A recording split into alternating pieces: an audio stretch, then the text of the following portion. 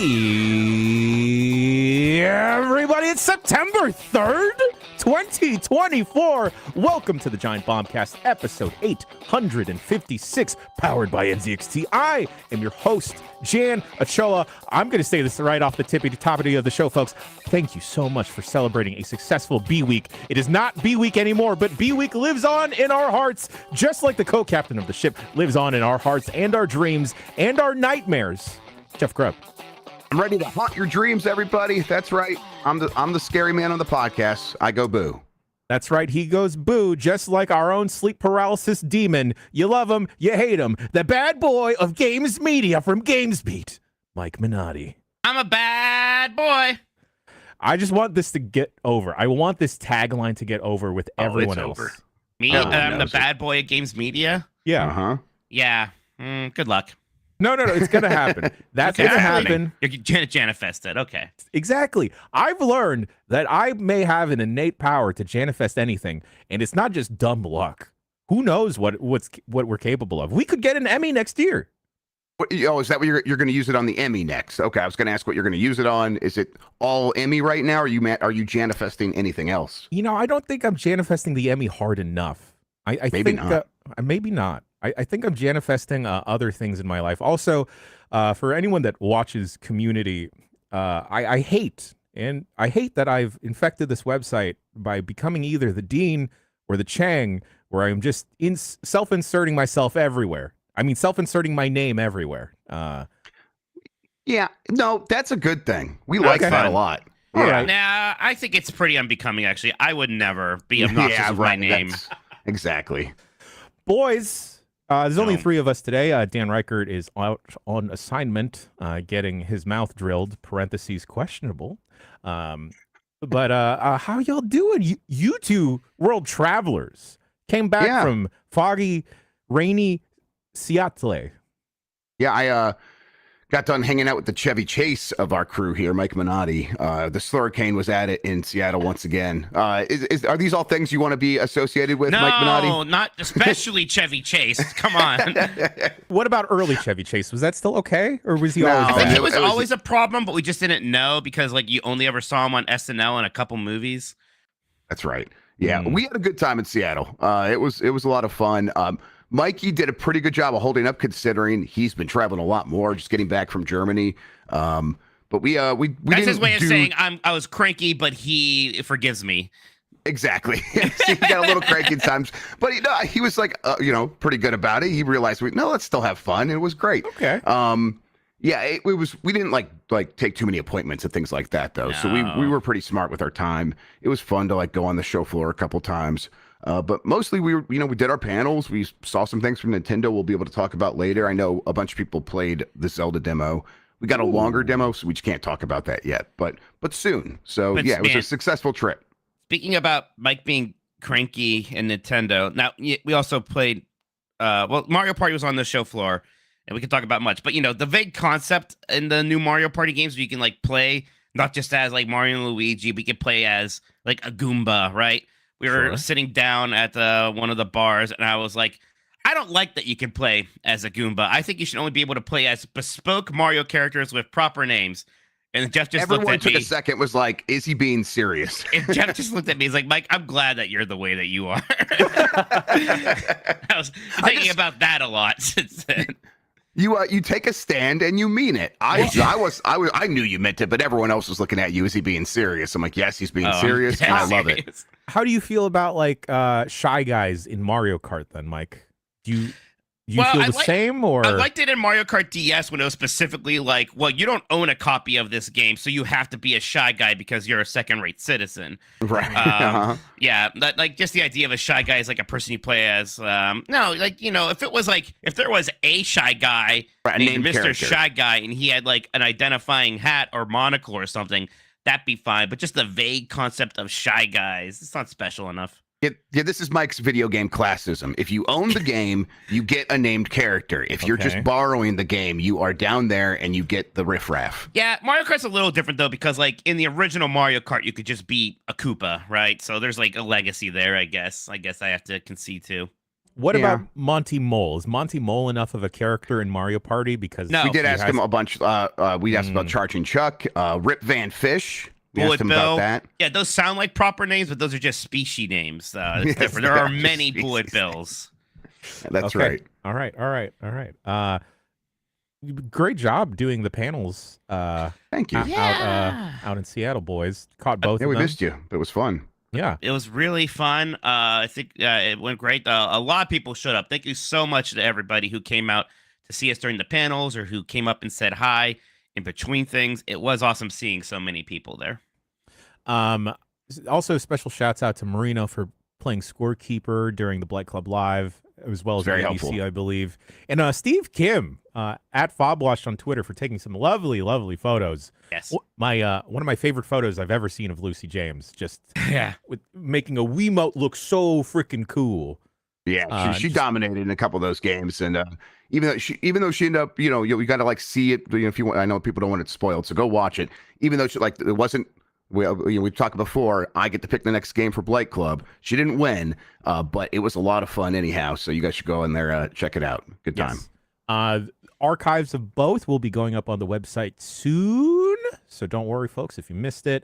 If you're hankering right now, if you just look through PAX's YouTube channel, they did split some breakouts, but we'll also have that on all of our YouTube channels. Boys, B-Week is over, and I'm sad. I don't know what to do now. Man. Yeah, I'm sorry, man. I feel like I missed most of it. I was so busy traveling. It's a shame. But, B-Week 2025 will be here before we know it. That's true. Right. Mikey, you know what? You're invited to the spelling bee next year. Yeah. Oh, dude, I'm going to do bad. I've never been a great speller. I never was. He was invited and then, this year. He didn't want to do it. No, right, exactly. As soon as spell check became a thing, I've been coasting off of that my entire life. Same. Definitely next year, I want to have more contestants for the spelling bee. Maybe B-Week moves up. What if we just double up Summer Game Fest and B-Week? Yeah, we can make Summer Game Fest B-Week. No, I'm glad That's I'm here. a really good idea. That's a terrible idea. Jeff says everything's a good idea. That's an awful idea. Well, the It's other a really good idea, Jan. that I don't remember who I texted this. I may have been like 2 buzzballs deep at this point. I texted someone, voicemail drunk truck. And my idea, I'm not encouraging drinking copious amounts of alcohol. You can totally abstain or partake in other safe substances of your choice. We just, have do voicemail dump truck maybe 1 or 2 hours later than we normally do. And maybe we're feeling a little toasty.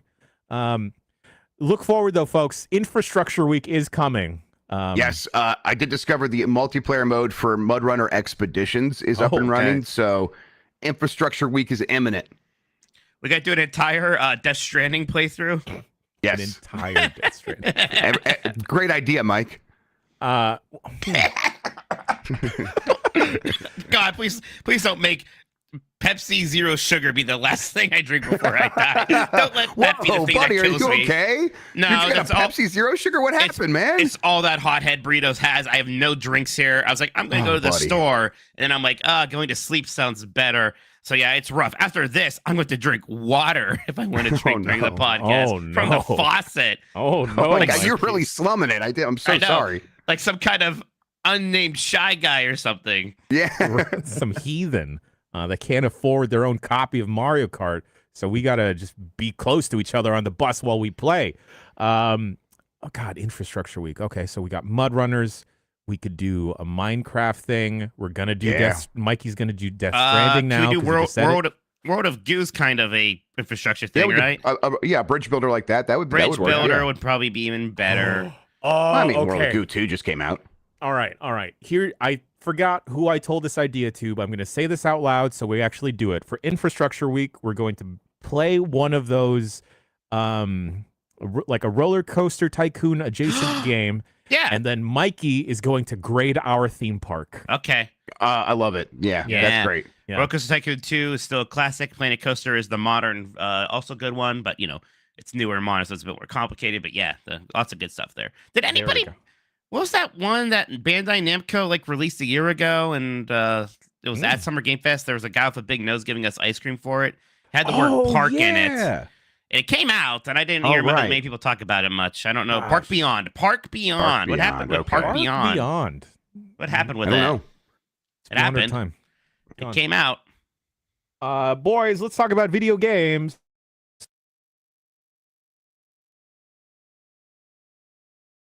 Oh no! What button did he push? Yeah. Did you lose him too? I lost him too. Don't worry. Oh, I don't know what he button. must hit a Goxler. Oh no! It's breaking for everybody. Oh no! No one can hear Jan now. Well, What did he do? I mean, he probably just tried to run a show on these cursed machines. Oh. Now, they did just release an open source Goxer thing, so I hate to admit I'm gonna try to keep making it work. Oh, incredible! Because I'm broken. Yeah, apparently. Yeah. The fun thing when my headphones stopped working, I was trying to like fix the Goxer by plugging it and plugging it back in, and anytime I would move it, the whole thing would become disconnected. So I wonder if he's having a similar issue. He looks very upset. Yeah. All right, we're So gonna to talk keep about rolling. video games, and the podcast said no. That's right, Deadpool. Mike, so can chat hear us? Chat, you hear me and Grub, right? Let us know. Give us some yums. I think they can. Yeah, they hear Okay. us. That's great. Mike, what have you been playing? Well, should we do that? Do you want to do the big news story? Well, we could. You're right. We could talk about that first. Okay.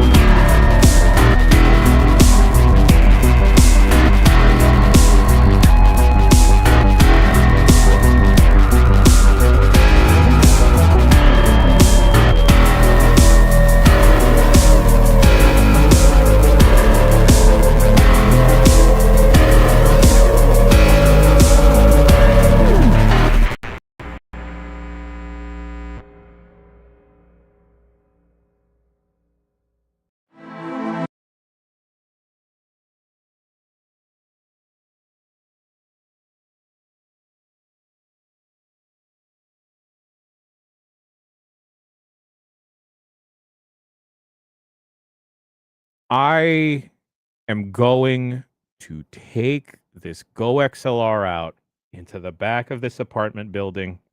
I'm going to throw it straight into the trash, and then I'm going to apply to be a sanitation worker because they're hardworking people. And then I'm going to take the Go XLR in the back, and then I'm going to suggest that I take on the route of where my apartment is so I can pick up the dump truck. And then I'm going to tell Bartley, who works at the dump, yo, dog, I got you. Go see your wife and kids today. I'll handle the trash compactor. And then I'm going to dump my dumper out there. I'm going to take Bartley's switch. I'm going to crank that lever. Oh, wait, like when you do it, can you do it like at the end of the Teenage Mutant Ninja Turtles movie where Casey Jones pushes the lever, goes, oops, and then kills Shredder? Exactly. I will fly you out there, Mike, just so we can do Jones. The oops. Oops. What a great thing to say as you murder a person. I love digital audio. It's the best. It has never wronged me. Never hurt me once. I started a new audio track, and don't worry, we clapped because I thought about it. Video games. I'm gonna subtly hit this button and hope and pray. God, should we just sing the song? Oh God, I'm afraid. Okay, all right. Let's try it. Let's try it. Everyone, close your eyes. Let's hope it works. Oh, there it is. Oh, thank God.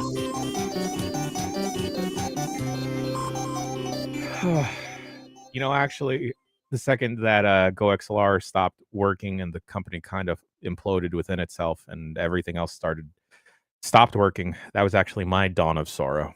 So I'm glad you two have been playing Dawn of Sorrow. No. We gotta talk about Concord first. That was a very good transition, though. Okay, all right. Actually, news. There it is. If we just pushed that button from the beginning, it would have been fine. It never would have broken in the first place. Jeff, what's going on with Concord? Yeah, it's things haven't been going great for Concord. I don't know if you guys have heard. I did have a news story in here. Let's do that real quick. Hey, Concord may have sold as few as 25,000 copies. It has been claimed.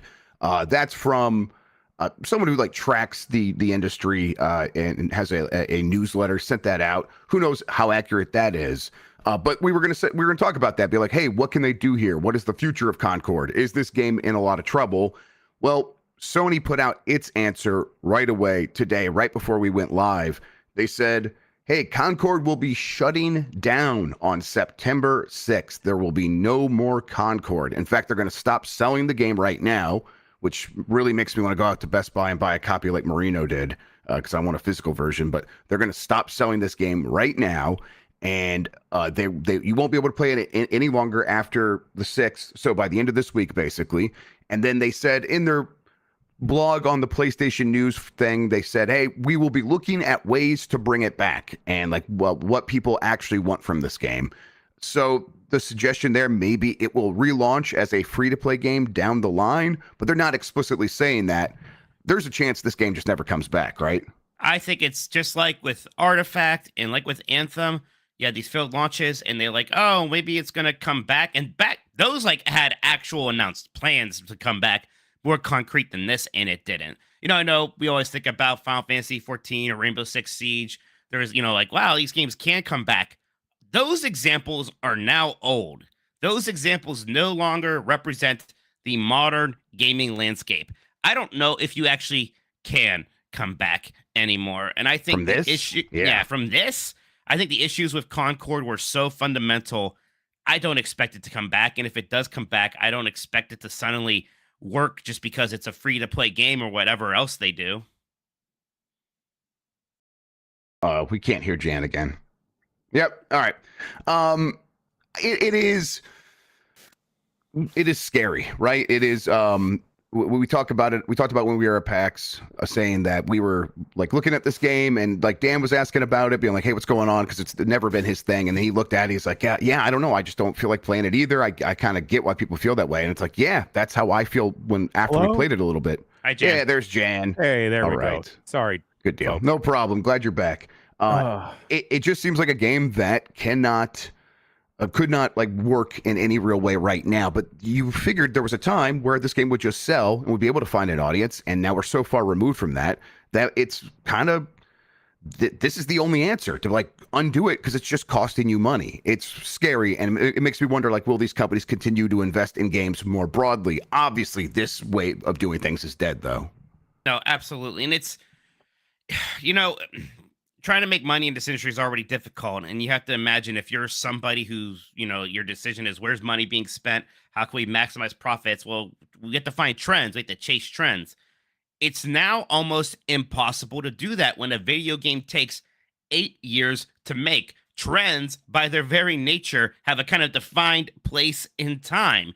So you start making a game 8 years ago because Overwatch came out and hero shooters are a big deal and live service is the future. And Guardians of the Galaxy is cool. Yeah. Right, exactly. And 8 years later, a lot of that stuff that seemed like a trend is now repulsive to people. It's a huge problem. You can't chase trends anymore in this industry. And that's been you're right, that's been the industry's backbone from the beginning of hopping on trends. There were a million Maze games after Pac-Man. There were a million shooters after Space Invaders and Galaga and all that stuff. There was a million things. Doom clones and then we had the MOBA trend. Yeah, exactly. It's just trend after trend after trend. And if the industry can't do that, they're not going to suddenly get more creative than they've been. That's more scary than what they've been doing. So what is the answer here? It continues to be like, okay, maybe we have to rethink everything. And these companies are trying to grow fast after a long period of growing pretty steadily. It's not going to be, the answer is just not out there waiting for them to discover it. It's going to be a kind of a painful process, and this feels part of it. How much do you think PlayStation, Sony internally may be kicking themselves that they could have and maybe should have just went with whatever The Last of Us multiplayer game was supposed to be? I think it's hard to overestimate how bad this must be for PlayStation. They don't get to release very many games a year anymore. Here's one that's not just missing, right? A game in development for 8 years, and now that they're offering refunds, it's like nothing has sold. Now, not everybody's going to get a refund, but basically zero money made, a ton of money lost.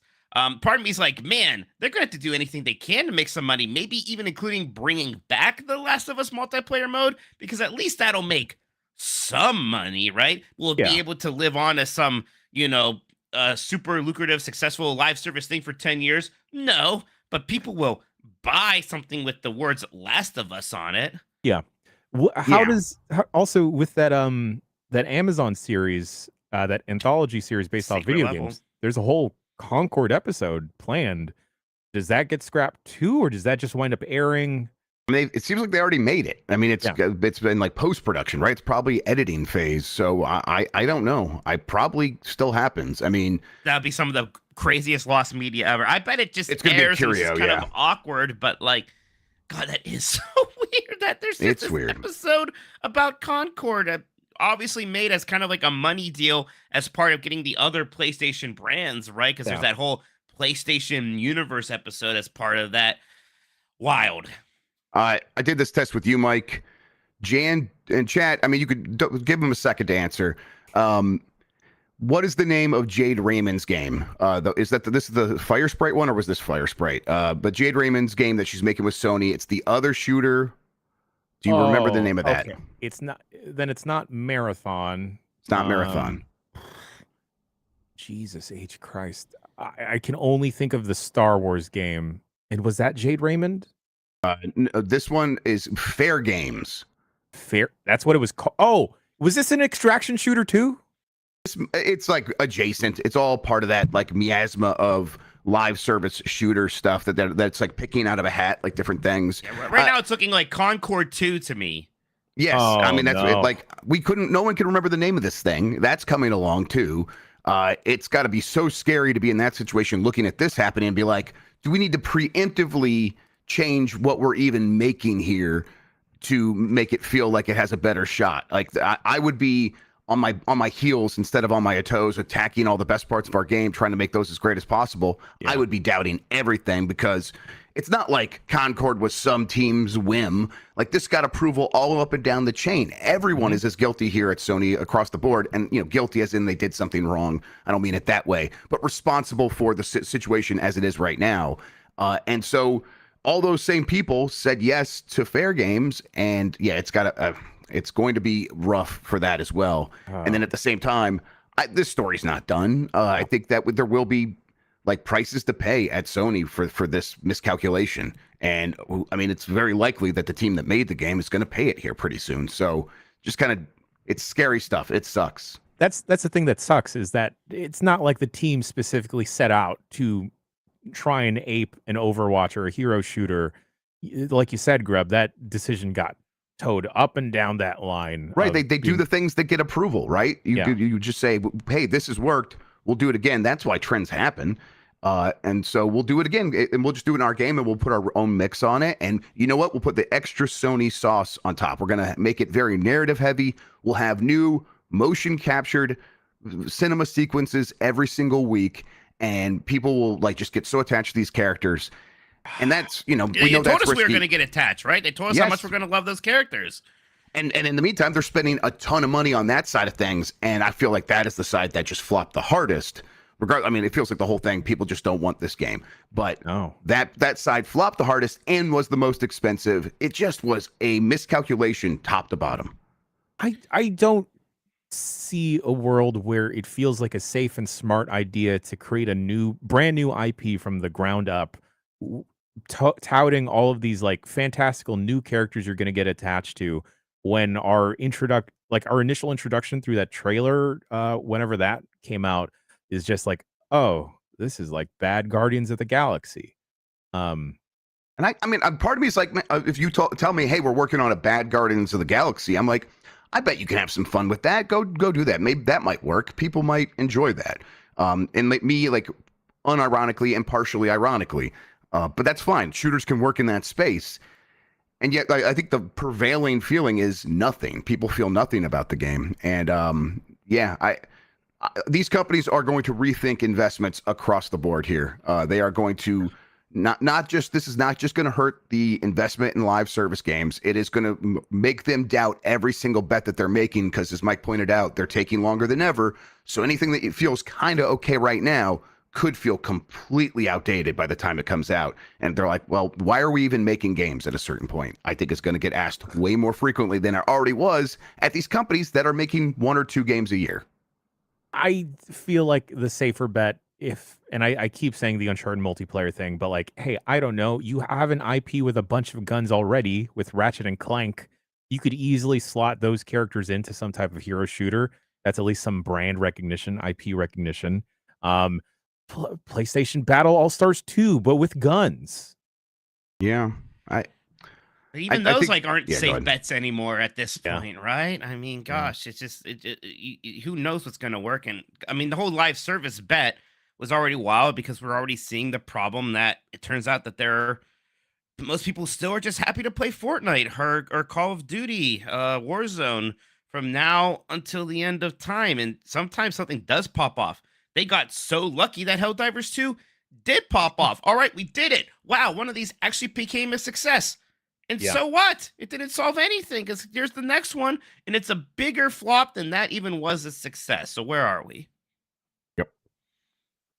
I think the next step here is probably these studios that they've brought on are probably going to be pretty scrutinized after this. And I mean, I've said it every time. I'll just say it again. Jim Ryan got out, and it was good to get out when he did, because he doesn't have to deal with any of the ramifications of these choices that were made, and basically got out when they were at the tippy top for PlayStation. And now it's doom and gloom right now. These conversations often go this way, where, we see what happened, we see why it happened, and we extrapolate to the worst case scenario. Obviously, we're doing a little bit of that right now. There will be something that does break through and sort of breaks the stranglehold that these live service games have on the industry right now.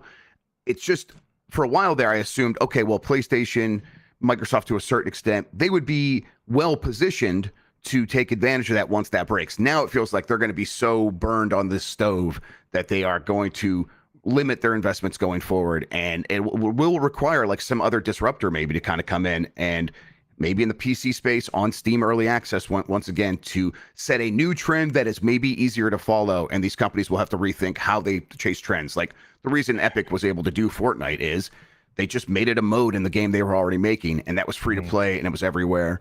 And it was easy for them to do that. Maybe a whole standalone AAA game version of these live service shooters is just never going to happen again.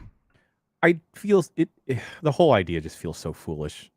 Like I'm thinking of like the shooters that I personally am into or have some interest in, and it's pretty much just Fortnite and some adjacent interest in Black Ops 6. And I don't know, do I like Fortnite because it plays very well and it's easy to jump into a game with y'all and we're nothing but winners when we play, or is it because like, oh, now Cyclops is available, or they're catering to specific IP? And it doesn't matter. Like, that's the answer. Is it doesn't matter. They have the juice. And if your game is adjacent, close to getting the juice, but still doesn't have it, well, okay, that's fine. But now you still have this mountain to climb of relevancy that there's just no chance of doing that right now. Not as some upstart, in especially, or not even with Sony, let alone some upstart being able to do that. Like, I remember BattleBit Remastered or BattleBit Reborn last year, just like absolutely blowing up. And that's not a new idea. They're just making Battlefield all over again. Right. That's like the gurgling of like understanding that these smaller teams are looking to fill the niches that have been vacated by these bigger companies. And that's happening simultaneously with a lot of experimentation. But Sony's place in that, Microsoft's place in that, like how do they fit in making those kinds of games? Honestly, it might just be, hey, maybe we acquire one of those companies down the line, and that's all we're good for. Because that right now, that feels like all they're good for. Sony is too big now to pivot quickly at all. Like a pivot would have had to be made 3-4 years ago. Right, and where do you pivot to? I mean, for as much grief as Microsoft deserves right now for kind of mishandling things with Xbox to a certain extent, they did try to do something like a big move that wasn't chasing a trend. Well, not a trend in video games, in terms of having games, having Game Pass. And this is like a new idea, and that hasn't really fully worked out either. So it's like whether these companies are trying something that doesn't feel like it's chasing a trend, or if they are just chasing trends to be safe, everything is risky. And these companies are already so risk adverse that it just is, there's going to be further ramifications here. Marathon better hit. Gentlemen, I hate to break it to you. Yeah. It's gonna be rough. I don't know. Anything else to say about Concord, or should we do the rest of the news, Jan? How do you want to do this? Let's do the rest of the news. Yeah, there's not a lot here. Concord is just so surprising, just so fast. You guys see that? There's that new Mario and Luigi Brothers ship trailer, and like the name of the place they go to in that game is called Concordia. Yeah, Nintendo. A cease and desist is actually what happened to Concord. Yeah, that's what it was. Yeah, it was sabotaged by Nintendo. Like you did mention, I don't know if I said it as part of the Concord story, people are getting refunds. People are getting refunds. And I mean, you know, gosh, you imagine most people will. But God, that's just insane. Like 8 years of development on this game for potentially no sales, zero sales. A complete like explosion in their face experiment is what it feels like. It's and I think it's easy to point fingers and just say make the game better, but it's like, God, so many mediocre games do much better than this, and this game is, I think, okay. Yeah, no, it's not a terrible game. It really isn't. But how do you find an audience? How do you make a good first impression? And, you know, we talked about this before, but it's not as addictive as people are looking for reasons to hate games. And there's a little bit of like I think there is like a bit of that mob mentality where sometimes we kind of pick games and they kind of become our Wicker Man sacrifice, right? Yeah. We kind of turn them into the kind of lol cow, right, in some sense. And that happened to Concord a bit. And boy, how do you avoid letting that happen to your game? Because that is the worst possible thing that can happen. Yeah, I mean, it feels like the wolves are out a little bit, like kind of not wanting to spend money and looking for reasons to get everybody whipped up to be like, hey, these companies aren't giving us what we want. And when they do, it's too expensive. And there's truth to those criticisms, but occasionally it will come down to one game really getting the brunt of that. How long did Battleborn last? Battleborn, I think longer than this. Longer than this, yeah. Yep. But it's funny because like Battleborn's whole thing was that it was sort of a, you know, first-person shooter mix with a MOBA, and that's, you know, what Valve's new game is, really, right? So, right, yeah, there is juice in that. You know, it seems like Deadlock's going to be a hit. There will be Deadlock's going to do great. There's going to, you know, Marvel Rivals is probably going to do well enough. Like there are going to still be live service games that do come out and do well. Yeah. I saw some folks in chat bring up the Gundam Breakers, which was Gundam's version or Bandai's version of like a hero shooter featuring Gundam, and that didn't last. I think that lasted about a year or so. But I don't think that audience specifically that is super duper heavy into Gundam is necessarily hankering for a hero shooter. Yeah. And you kind Marvel of need to be able to be broader appeal than that. Yeah. And I think that's why a game like Marvel Rivals will be able to sustain itself because of the Marvel freaks out there, myself included. Mm-hmm. Nikki literally ran out while we were doing this and just posted a picture of them with their copy of Concord from Target. Incredible. Good move. I am fucked up. I do kind of want one too. I'm gonna order one on our break, I think. God. All right, let's get rid of like this, guys.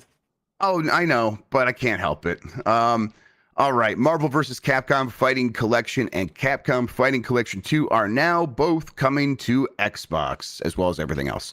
Marvel vs. Capcom Fighting Collection Arcade Classics and Capcom Fighting Collection 2 will be released for Xbox next year.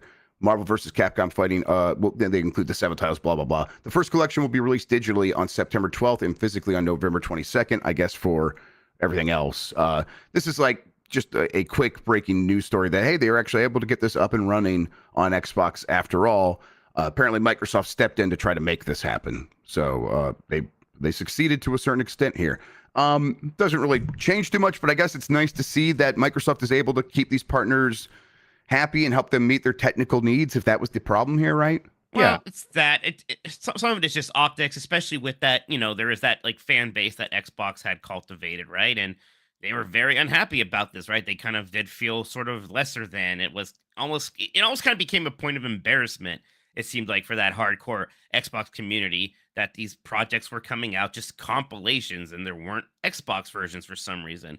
And there are a lot of people who would be interested in, Marvel vs. Capcom or Capcom vs. SNK2 who do just have an Xbox. That's where they want to play. And it is a big bummer to not get these kind of games. It is a kind of a situation that Microsoft shouldn't let happen. So it is good that they are stepping in. But it is a little bit like it's a little late, right? It's the same thing as with Baldur's Gate 3, right? Where it was this kind of big black eye that became this giant hit and there wasn't an Xbox version or it was coming out later. So it was good on them to come in and sort of make that fix and let it happen. But it still is coming out later than on the other platforms. Yep, damage done to a certain extent. Absolutely.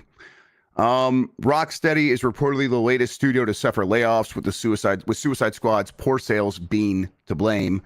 Rocksteady, the video game studio behind Batman, the Arkham series, has experienced layoffs affecting numerous employees, including over half of its QA department. That's according to sources that talk to Eurogamer. The job losses are linked to the poor sales performance of Suicide Squad Kill the Justice League, which Warner Brothers Discovery has cited as a major factor in its decline in gaming revenue, despite the success of the Hogwarts game. While some layoffs are said to be junior staff, there are also those who have been there for more than 5 years at Rocksteady. Again, this is allegedly to Eurogamer. This is another situation where it's like this was bound to happen, but after Suicide Squad, but it feels so frustrating because I think this is a scenario where if they had made another Batman Arkham game and it had been as long as it had been since the last one that Rocksteady did, it would have hit really hard. It would have done very well, and the studio would probably be just fine right now. And so the mismanagement of having to figure out what game they were going to make, and Warner Brothers kind of coming in and asking them to do this game, and making it the kind of game that it is, and then be able to actually then turn it into a game that I thought was kind of fun to play to a certain extent. It is a real rough problem. It's very similar to what happened with Concord. When this game goes into development, you're looking at the trends like, well, okay, looters, shooters, online game, and Suicide Squad. That movie just made a bunch of money, and that's Batman adjacent. Let's do that, right? And then here you are 7-8 years later, you actually release the game and people just don't have appetites for almost any of those qualities. And it's like you say, it's repellent at this point. It's repellent. It's repellent of a Suicide Squad game. Yeah, exactly. Right. Like, you have to imagine someone at WB saw Across the Water and how poorly Marvel's Avengers was received and assume like, all right, well, we got to pivot. Our IP isn't strong enough using like this C team here to justify doing a looter shooter style game. I mean, the story is the same as it always is in this situation. What do they do? What do they say when they get that fear? They look over and see what's happening with Avengers. Well, we have the Rocksteady magic. And so Rocksteady was going to be the magic sauce they put on this to make the game really fun and come together in the last minute. It was all going to be great, just like always. And as not like always, because sometimes they are able to pull these games out, but as frequently happens, that didn't work out.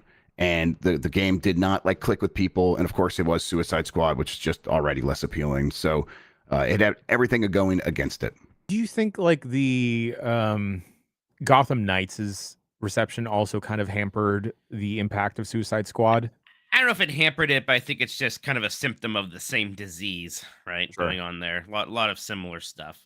Yeah, it might have primed people to be like more skeptical because they didn't love Gotham Knights, so they weren't in the mood. But yeah. Okay. All right. Let's keep going here. We hit the Concord one already. Dragon's Dogma 2 director Hideaki Itsuno is leaving Capcom after 30 years. And he's been making games for a long time, responsible for games like Power Stone, all the Devil May Cry games, the Dragon's Dogma games. But I think he started on Star Soldier. Is that the one that was going to be the Star Wars? I believe so, yeah. He was he worked on that a lot, and that was like one of his early games. And that's when he did really well on that, Capcom gave him a bunch more projects. So yeah, he's been working there for a very long time. He's moving on after 30 years. He did say that he has got some stuff coming up, though. In a statement, Itsuno expressed gratitude to fans for their long-term support and revealed that he will start developing a new game in a new environment starting in September of 2024. Oh. Normally it's like, oh yeah, people just leave companies sometimes. But I mean, considering, how long he'd been at Capcom and Capcom seems like at the top of their game right now. It seems like the place you'd want to work at. In his last two projects there, Dragon's Dogma 2 and Devil May Cry 5, both very big hits. Yeah. I guess I'm kind of surprised that these two, sides couldn't come together and make something happen or for whatever needed to. If it was in terms of letting him make something new, whatever he wanted to make, or whatever, money or I'm confused. I just wonder what is so appealing about leaving Capcom. What is he going to get out of that he couldn't get just from staying there at this company? Again, that's sort of on top of the world right now. I don't know. Maybe he wanted to make something smaller in scale as opposed to maybe just burn out. Yeah. I mean, DMC 5 and then especially Dragon's Dogma 2, all the stuff in those games. Maybe he just wants to make I just want to climb an ogre and that's it. I think it's probably the situation that, for as many problems as Capcom had that they solved by entering this new golden era, no video game company has really been able to solve the problem of what do we do to keep our most senior developers happy, because we need them making games. So we don't love the idea of them continuing to move up the hierarchy inside of the publisher, so that suddenly they're in charge of not making games. They're in charge of people who do make games. That can happen, but it can happen very rarely here and there. And so he's been there 30 years. He's probably kind of been honestly, the only way for him to continue to move up is to start his own company and become a CEO. And I think that we saw that happen quite a ways back, and now it's happening more frequently again. So even though Capcom seems like this perfect place to work right now because they are just firing on all cylinders, maybe there is a situation where he's like, I have conquered this place. I don't want to try to play the politics of becoming an executive of Capcom. I'll just go take my cachet right now, go take a big check from a company that wants to invest in the next Itsuno game, and start my own thing. I think it's probably how that went down. Yeah, I would imagine that there's some publishers out there that are knocking at his doors like, hey, make us one of those, please. Yep, for real. And yeah, I think he'll get kind of a blank check in that scenario, and deservedly so. I wonder what it means for Devil May Cry or Dragon's Dogma going forward. Dragon's Dogma 3, but with all the Concordians. There you go. Yeah, it's gonna be like when Epic just released all the assets for Paragon right after that failed. Yeah, there you go. Yeah. All right, last couple of stories here. Visions of Mana Studio set to close as NetEase and Tencent reportedly scale back Japan investments. Yep, this is rough. This game is just coming out, and they are basically going to close down the whole studio. They've already laid off a lot of people who work there, and it just seems, according to this story, which comes from Bloomberg, that these companies, NetEase and Tencent, who have had a lot of money in China and saw opportunities to begin making big AAA games that could sell globally, but maybe even in China, They started investing in a lot of Japanese developers. We've definitely talked about it on the Bombcast before. They seem to have lost their appetite for that. The rumor is that they haven't seen enough returns from any of these projects yet, and they're growing skeptical that any of them ever will have like big hits. So they're like, oh, we're going to pull back. Meanwhile, like there's still like Nagoshi, the guy that was responsible for the Yakuza games for a long time. He still has a studio under one of these companies. I think it is NetEase. So there is still some investments ongoing, but in the meantime, it seems like if Visions of Mana is looking like it's just going to be okay and sell all right, but not be a Black Myth Wukong, they're closing the studio. See, that's like almost like where it's like in Itsuno types, like you get some NetEase money, right? Because they're investing right now, and then this takes a change in the wind for them to suddenly be like, never mind, and then nothing comes of it. I mean, they couldn't like wait a month to see if Visions of Mana made any money. Like, I don't expect it to be some giant hit or something, but it could be profitable at least. Yeah. It's probably just not tracking well enough for them to even justify that, which sucks. Sure. Yep. It's it's rough stuff. Go ahead. Sorry. Yeah, go ahead. I was just going to say that when we talked about some of these things with some people that worked in the industry, and it was at PAX, and the conversation kept coming back to, is it a crash, and like what does that look like? And I think where it is maybe a little bit of a crash is that we, as people who have been listening to podcasts like this and play a lot of AAA games, and convinced Sony and Microsoft, especially last generation, that it was worth putting a lot of money into this stuff, that maybe we like played a trick on them a little bit, that we made them think that we were always going to be there giving this amount of money constantly, consistently. And not only that, we'd be spending more money, and you'd be able to attract more people like us to this space. So this is like where the fight should be happening, over the kinds of games that we like and want to play and want to see big investments in. And now that we are all feeling the pain of like higher grocery bills and like many years of high inflation, it feels like we're like saying we're way less likely to be spending money on some of these things, especially if we're not 100% sure it's going to be worth our time. And now all these companies are looking at that like, well, then that's just not the deal we thought we were operating under. And maybe we need to start looking at other places for like our video game money. And that's going to be different audiences, more casual audiences on the phone, just like it's always been. It just feels like now that we really have lost their attention to a certain extent. And it's kind of thing where I'm like, oh man, this could be a nexus point for the industry in some ways, where do these companies continue to try to invest in the kinds of games I like? I don't know. I don't have a good argument for why they should. Yeah. And the thing that I hate is GTA 6 is not going to magically fix the video game industry by any stretch of the imagination, because then if and when that game hits big, it's going to hit big for various reasons. But my fear is that these big studios are going to once again take the wrong lessons and learn from the wrong trends and try and ape off of that. And I based off of Concord's development cycle of being in 8 years, which still feels insane to say out loud, I'm trying to think of, okay, well, what was the game trend from 2-3 years ago that may have been in active development then, or still to this day, that might get shelved? That is something that's completely unannounced. Yep. That feels like that's going probably is happening right now, and we're not hearing anything about it for sure. Last story here. Annapurna is co-financing Control 2, will bring Remedy IP, including Alan Wake, to film and TV. This is Remedy's new partnership to publish Control 2. Seems like they are not going to work with Epic Games anymore, and that makes a lot of sense after kind of how things went with Alan Wake 2. Alan Wake 2 was... It seems like Epic helped them spend a lot of money on that thing. It was a big production. They really made up. They stretched that dollar a long way. Obviously, that they're very good at that. But also, they did spend a lot of money on that game, and that was partially thanks to Epic. And yet, when they went to go sell the game, it wasn't on Steam. There was no physical version at launch. I think there's just now maybe going to be a physical version, and that really hampered the ability for that game to make back its money. And Annapurna will not have those same stipulations or hangups. Maybe Annapurna won't be able to print the games themselves, but they'll be happy to help Remedy probably find a partner who will get that game in stores for Control 2. And that should maybe help them solve the problems that they had with Alan Wake 2, I would hope. Yeah. But yeah, I don't know. It also, this is fits like a glove for television and film, right? Totally. If it wasn't Annapurna, I would hope that Blumhouse wants to open in their eyes and ears to being involved in more games. Annapurna fits like a glove. I feel like part of the reason, gosh, what was it? 12 hours? Was that the incest game? Yeah, right. Yeah. Yes. Like yeah, I feel 12 like that. hours, right? Yeah.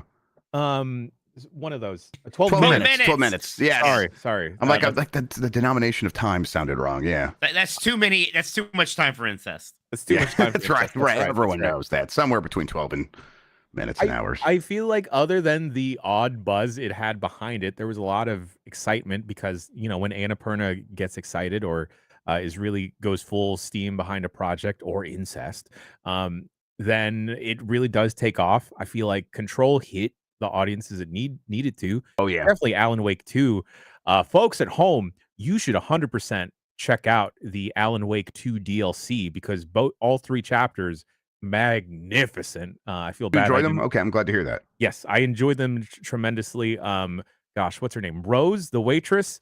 Yeah. That's the one I most want to play. Yeah. That is incredibly hilarious, and Remedy has such a good pedigree behind it of getting me invested in any of their side characters that anytime I just meet someone with a name and they're not a miscellaneous shy guy, I'm like, all right, I want a full chapter with you. Give me a full chapter with you. Yeah, that'll be fun. I'm also excited about the possibilities that Annapurna is going to bring along, especially when it comes to adapting Alan Wake to TV, to film. We have to just get the cast that already exists, right? I think it'd be crazy not to. Insert Chris Pratt joke here. There it is. Okay. Wow. Good. Mike. Perfect. That's podcasting, everybody. Yeah, we'll see. I Remedy and Annapurna have good vibes together. I think they seem to fit well. So I hope this all works out. And ideally, Control 2 feels like it could be the one that really pops off for them. I think I said that about Alan Wake 2, and it did in a lot of ways. Critically popped off like crazy. Right, and it still felt confined in a lot of other ways. So hopefully Control 2 can just hit both really hard. I look forward to seeing it. All right, Jan, that does it for the news. I'm handing the show back over to you. God. Okay, Remedy, hear me out here. You don't have to cut the check. It's fine. I like the games enough. Just put us in one. Here's what you do. All right. You start a podcast, a true crime podcast in universe, but it's outside of the universe as of right now. And then eventually it all just intercedes within the Mind Palace. That's fantastic, Jan. That would rule. There we go. That would get me real hard. Or someone may need to pull out the checkbook What here. then? It would get me like, never mind. You were supposed to let it lie. Let it lie, Mike. Sorry. What's the other option? Well, it just would get me hard in the heart. Is kind of what I was thinking. Hearts don't get hard. You die. Well, listen, maybe yours doesn't, but you're healthy. So. Okay, well, maybe Sam, like you like coffee. Here, cut the check, big dog. You invest in me and give me enough money to open up a coffee stand, and we just sell fun Remedy style drinks. Like, here's a Control 2 cappuccino. It's red because Jesse's hair is red. There it is. There you go. Folks, apologies for all of the technical errors. It's big apologies to Sean for having to fix all this later in post. We're going to take a quick bricky break, and we'll be back with some game talk and maybe with someone else right after this break.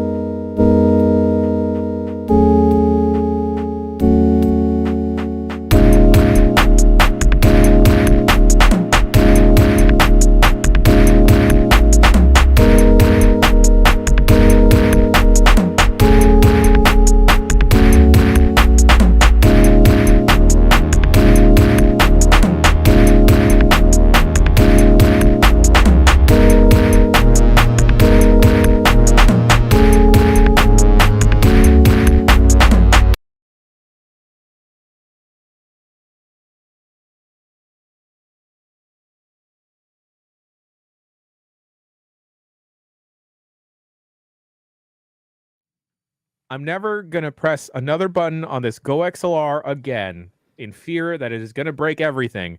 And to fix all of the audio issues, we got our tech man on the streets. He's buried in wires.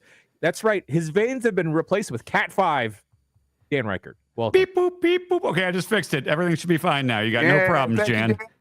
Thanks. You know what you got to not do again is you build up a big mystery guest like, oh my God, somebody's gonna come in after the break, and then it's me. I'm on this stuff all the time. It's like if you announce like former world champions returning on Raw, and then it's I don't know what's the lamest one that could come back that's not dead.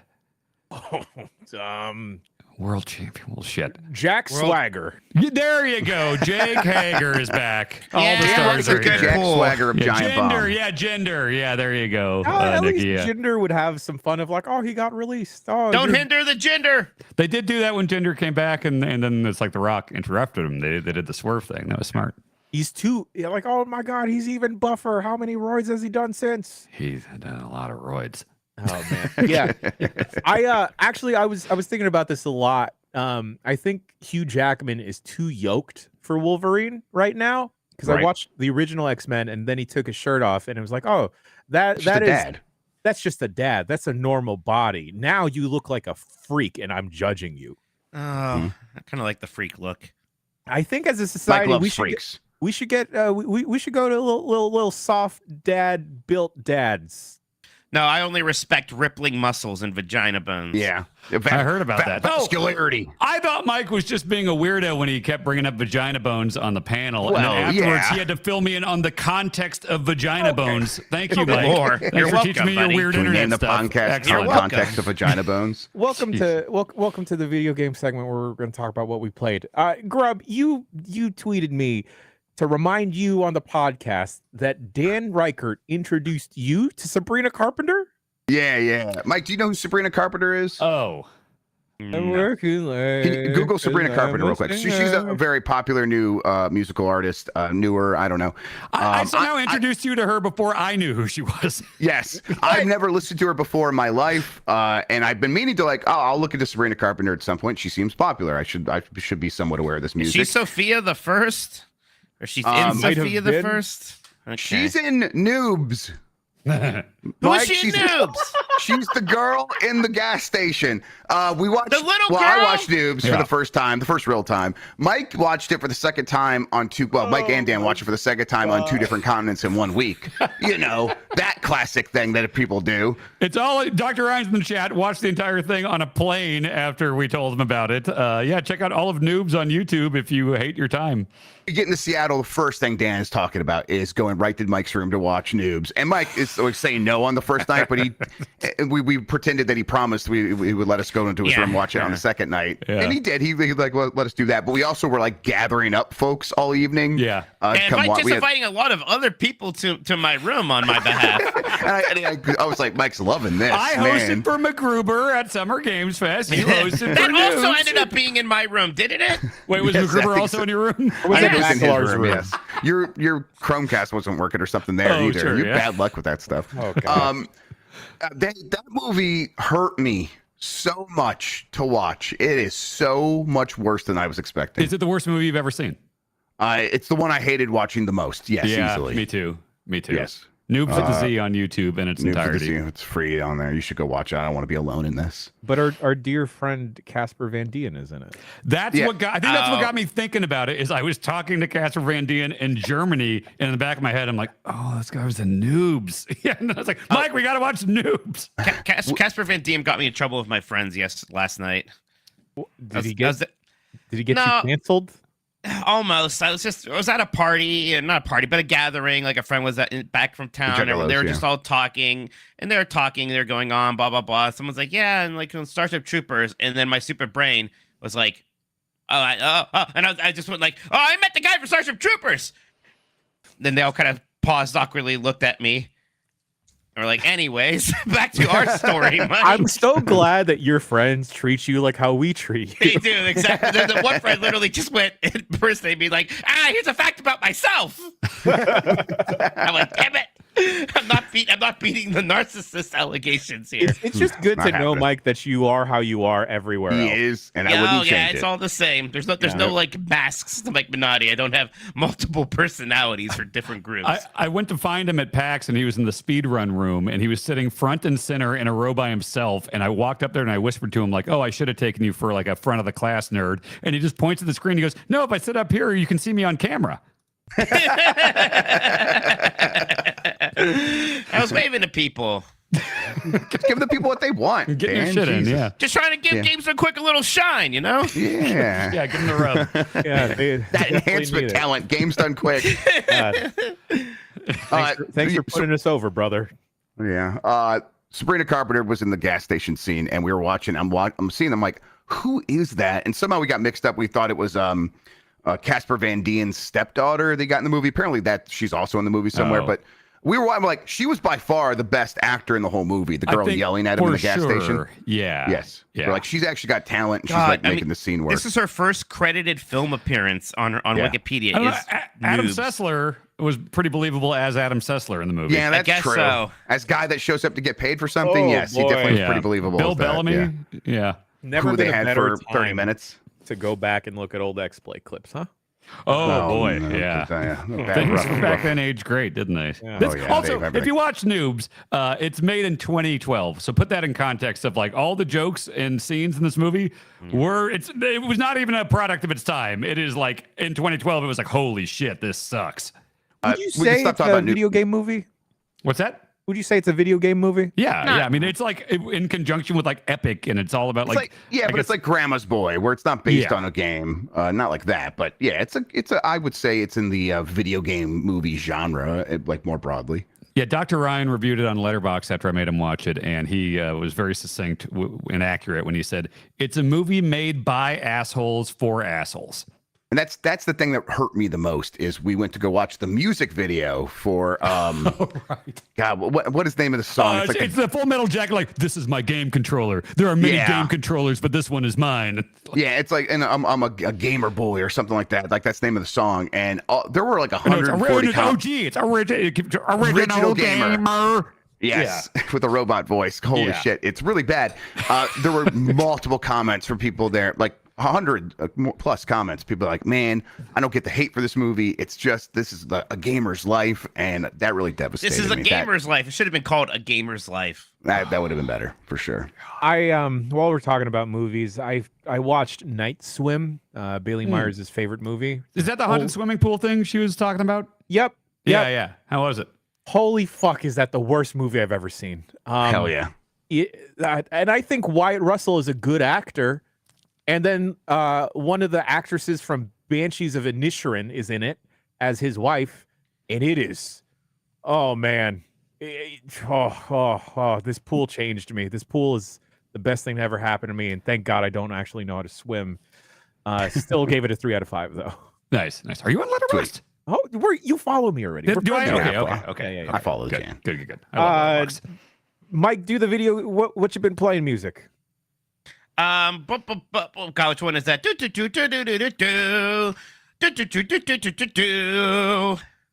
We had a really good segue earlier. I'm not going to repeat the segue. Dawn of Sorrow is the game that I'm curious to check out. But boys, y'all have been playing it.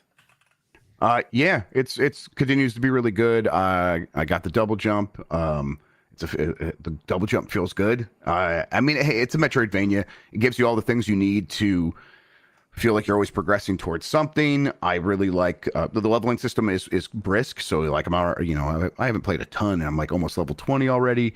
And then the crafting system, or not the craft, but like the spirit system of defeating enemies, getting their souls, and being able to get more souls, so you can have higher level attacks, or you can exchange them for improvements on your weapons.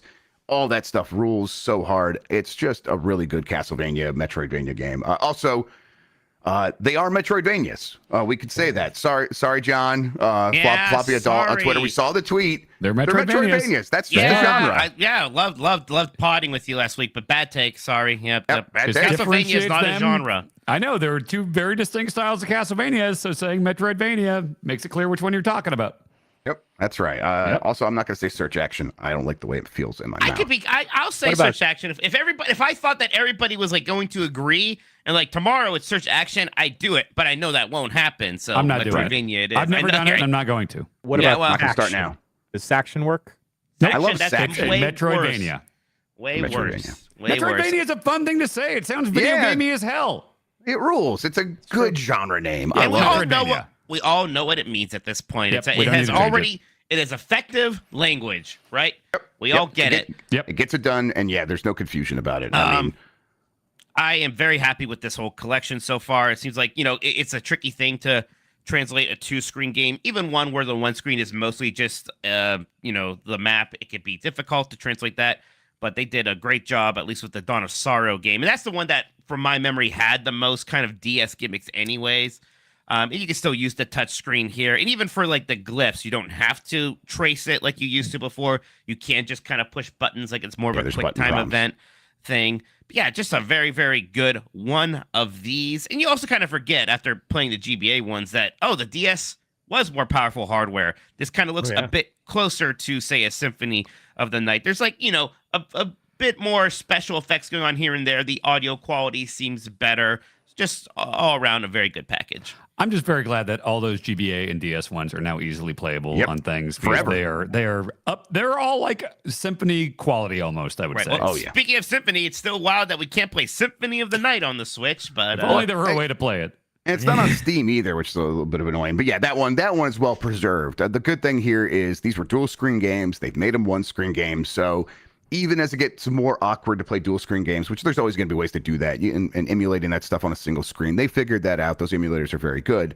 Part of me is just like, I kind of wish it was more well preserved. Well, now it is, and done by a really good port house in M2. And they did add all the quality of life features that you want. So just across the board, really good job. All right, gentlemen. Well, that's the Dawn of Sorrow, a game that has kind of pulled me out of my sorrows lately. Is a game that I checked out actually at last year's PAX West. Arco, no, not the gas station. Arco, as it is described by the devs, is a Mesoamerican fantasy RPG.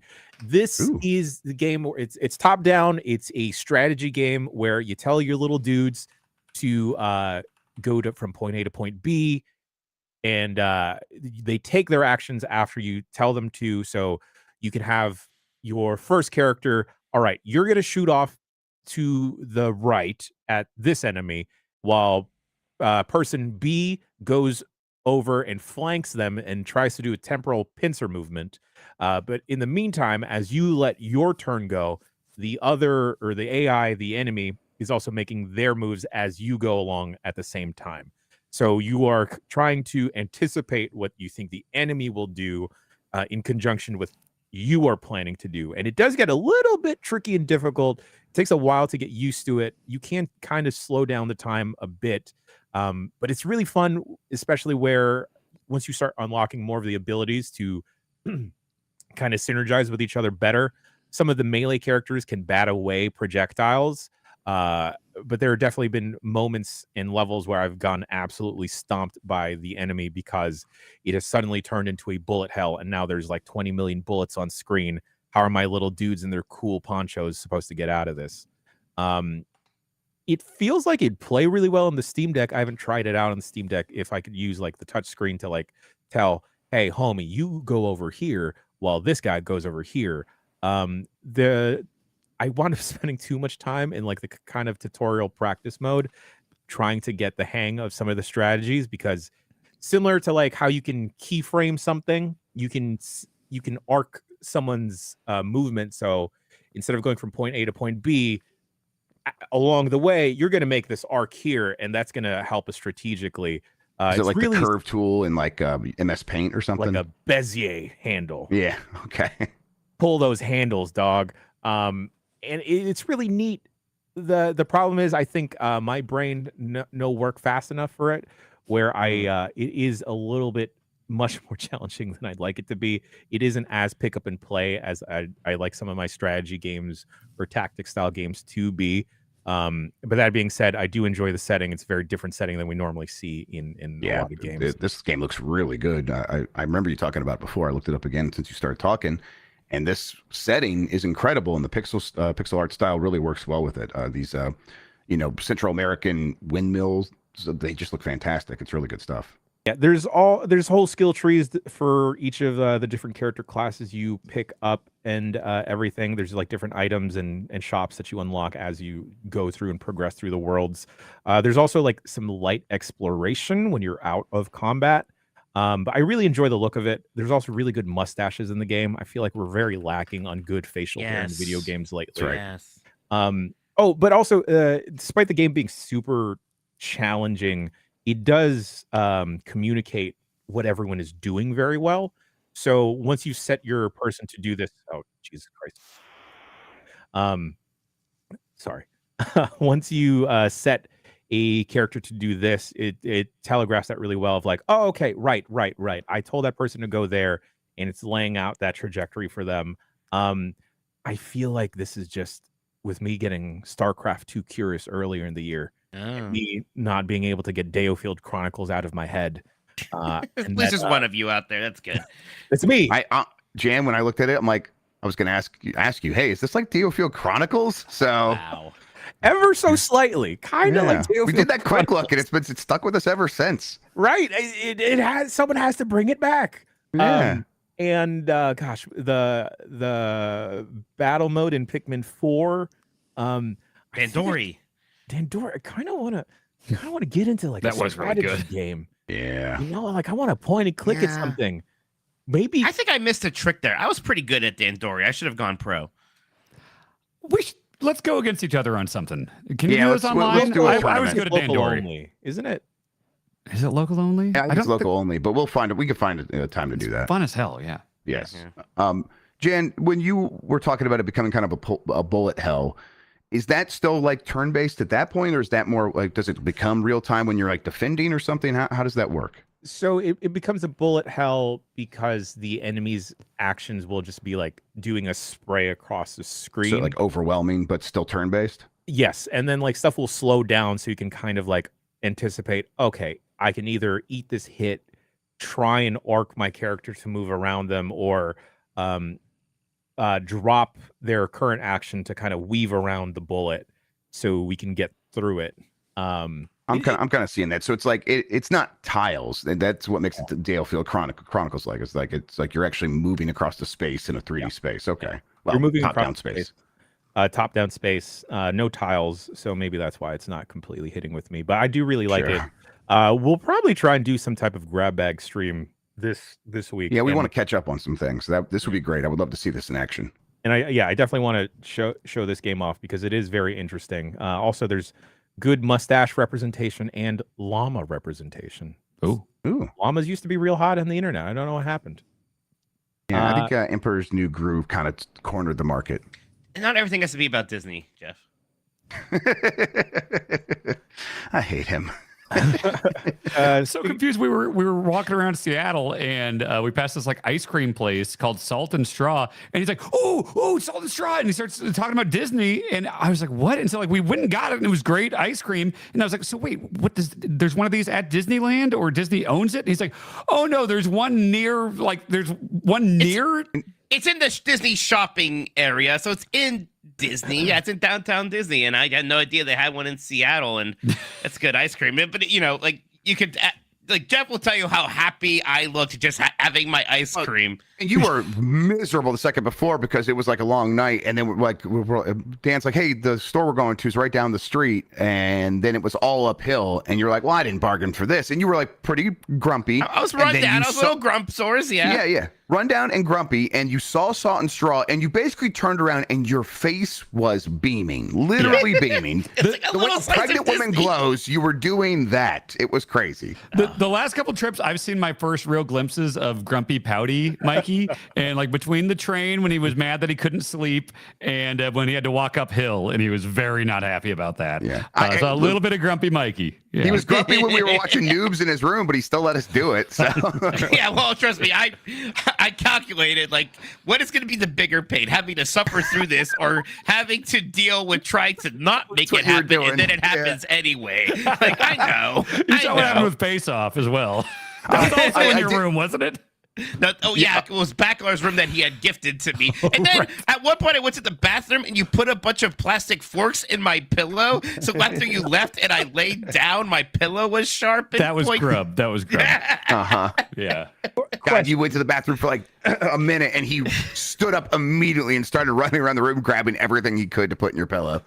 I was gonna say something, I can't remember. I will. If Mikey fell asleep while you were watching Noobs, would you guys leave or would you finish? We'd pause or restart and wake him up. up. I knew that wasn't an option. I knew that wouldn't happen. Oh, yeah. You did get a reward though, Mike. I did a Game Mess bought you something. From the Game Mess account. We went to Pink Gorilla, the local retro game store chain there, and you said I had a $100 stipend from the Game Mess account to get any retro game I got, and they had that amazing PS1 cowboy samurai game. What's it called again? Rising Zan, the samurai gunman. Zan. An actual, people say hidden gem, an actual hidden gem for the PS1. It's like a proto character action game. So I showed you that in Incredible Crisis at the same time, and they're both. We still need to get Jeff to play Incredible Crisis. So yeah, that helped my mood. Well, good thing too, because we walked up that hill, and I don't know if it was the combination of the sun and I was just exhausted from the whole last couple of weeks, and I was wearing jeans for my future Blight Club costume later in the panel. I was sweating more in that store than I think I ever sweat in my life, to a point this is a problem. I think this is just all of the water that was left in my body is just now out on my skin. This isn't good. He was full on Southern Belle fanning himself in the store and everything. It was not good. He was verklempt, yes. And then we also mentioned on the Blight Club panel that while we were at Pink Gorilla, I was looking up when I was paying, and I saw an N64 powered on, and it had a Daikatana cartridge in it. And I look up, and on the screen behind the counter, they got Daikatana cutscenes playing. I was like, Grub, come here. Right, the person working there was excited to talk about Daikatana. I was like, "There's more Daikatana knowledge in this store right now than there's been in any single building since the days of Ion Storm." That's true. That's true. Oh my gosh. Well, Mikey, how did playing Marvel versus Capcom Fighting Collection arcade classics make you feel? We didn't really play a whole lot of games at PAX. We played a couple Nintendo things can't talk about yet, but we played this one twice though, right, Mike? Yeah, because we played this on the show floor, and then they had this when we saw Nintendo, it's kind of off to the side. But this is coming out on the 12th, so pretty soon. It was fun. We started playing it, and the lady came around to turn on the music so everyone could hear it, and everyone was very happy when they could hear the Capcom or the Marvel vs. Capcom 2 music. It was great. Yeah, God, just playing Marvel vs. Capcom 2 again made me so freaking happy. This is just one of my absolute favorite games. That Dreamcast port of this was so legendary, and it went, people kind of forget now, it kind of was a little under the radar at the time, but it was probably my most played Dreamcast game, and the Dreamcast was a console that I absolutely adored. Marvel vs. Capcom 2 is just there's almost a Smash Brothers-esque quality to it, where I think it's fun both casually, very casually, and in that higher level, you want to get really meta and have your, Dr. Doom storm teams or whatever. But it's just such a fun game to just look at and just kind of play and start mashing, and wacky things are happening all over the place. Yep, it's so fast too. It's that's what has always been the ththing for me with Marvel vs. Capcom 2. It's this is just, there's so much happening at any one moment, and I think that does make it fun from a casual perspective, which is where I'm at. And, the collection is neat because, some of the other games I'm not as familiar with, but X-Men Children of the Atom, which was kind of the first in this quote-unquote versus series, it's just an X-Men 1v1 fighting game. And that is kind of slower. Yeah. And if you're looking for maybe a more traditional, Street Fighter 2 style Capcom fighting game, you still have that. And it has the gorgeous, character art and the backgrounds and the music. And that's still a ton of fun. So I'm excited to go through all of these. Can kind of see if we get through arcade mode, have some fun. But MVC 2 is definitely the one I'm excited to play a lot of. Maybe go online, see how I can measure up on there. Figure out what my team's going to be this time around. Maybe throw in a meta character. Maybe I'll put Storm in there and see if that helps me climb ladder. I thought you went to Storm. That she seemed cool. Storm's very, very good in Marvel vs. Capcom 2. Oh gosh, which one of those? My uncle, God bless him, was so obsessed. Okay, it was X-Men versus Street Fighter. There was Captain America. No, never mind, not that one. It's Marvel superheroes versus Street Fighter. in the Captain America level, Captain America had like a circular tube table. And for whatever reason, my uncle was obsessed with that. He would put on that stage all the time and he'd go, Jerome, look at that table. Look at that. And then in now with my future eyes, I'm thinking, yeah, Unc, that wasn't a table. That's just like a leftover spool from a bunch of cables because Captain America's ship was like a Navy yard or something. And then I remember still make a table out of that. That'd be very handsome these days. You know who made a table out of that? You know who enrolled into a wood shop class in the late 90s so he could make that table? My uncle. Is it you, Jan? Oh, no. I was like in kindergarten. Don't like kindergartners enter a wood shop. It's a bad idea. But he was so excited to show me this fucking table that he made, and you know what? I'm glad he still has it to this day. And then he let me write Shuma Gorath on it. Oh, really? That's great. With a cool S, no less. I gotta take a picture of the table. Yeah, get a picture of that. Another thing that I have here, which is proved to be a fantastic game at wasting a lot of time or using a lot of time. Fields of Mystria. Ooh, it's a real good playing game. I got plenty of time on planes with this game recently. Have we talked about it on the podcast before? I brought it up when it came out. We've like checked in a few times. Yeah, I've been talking about playing it, and I've been really enjoying it myself. I'm usually extremely reluctant to play games when they're in early access because I much prefer to just like play it when it's done.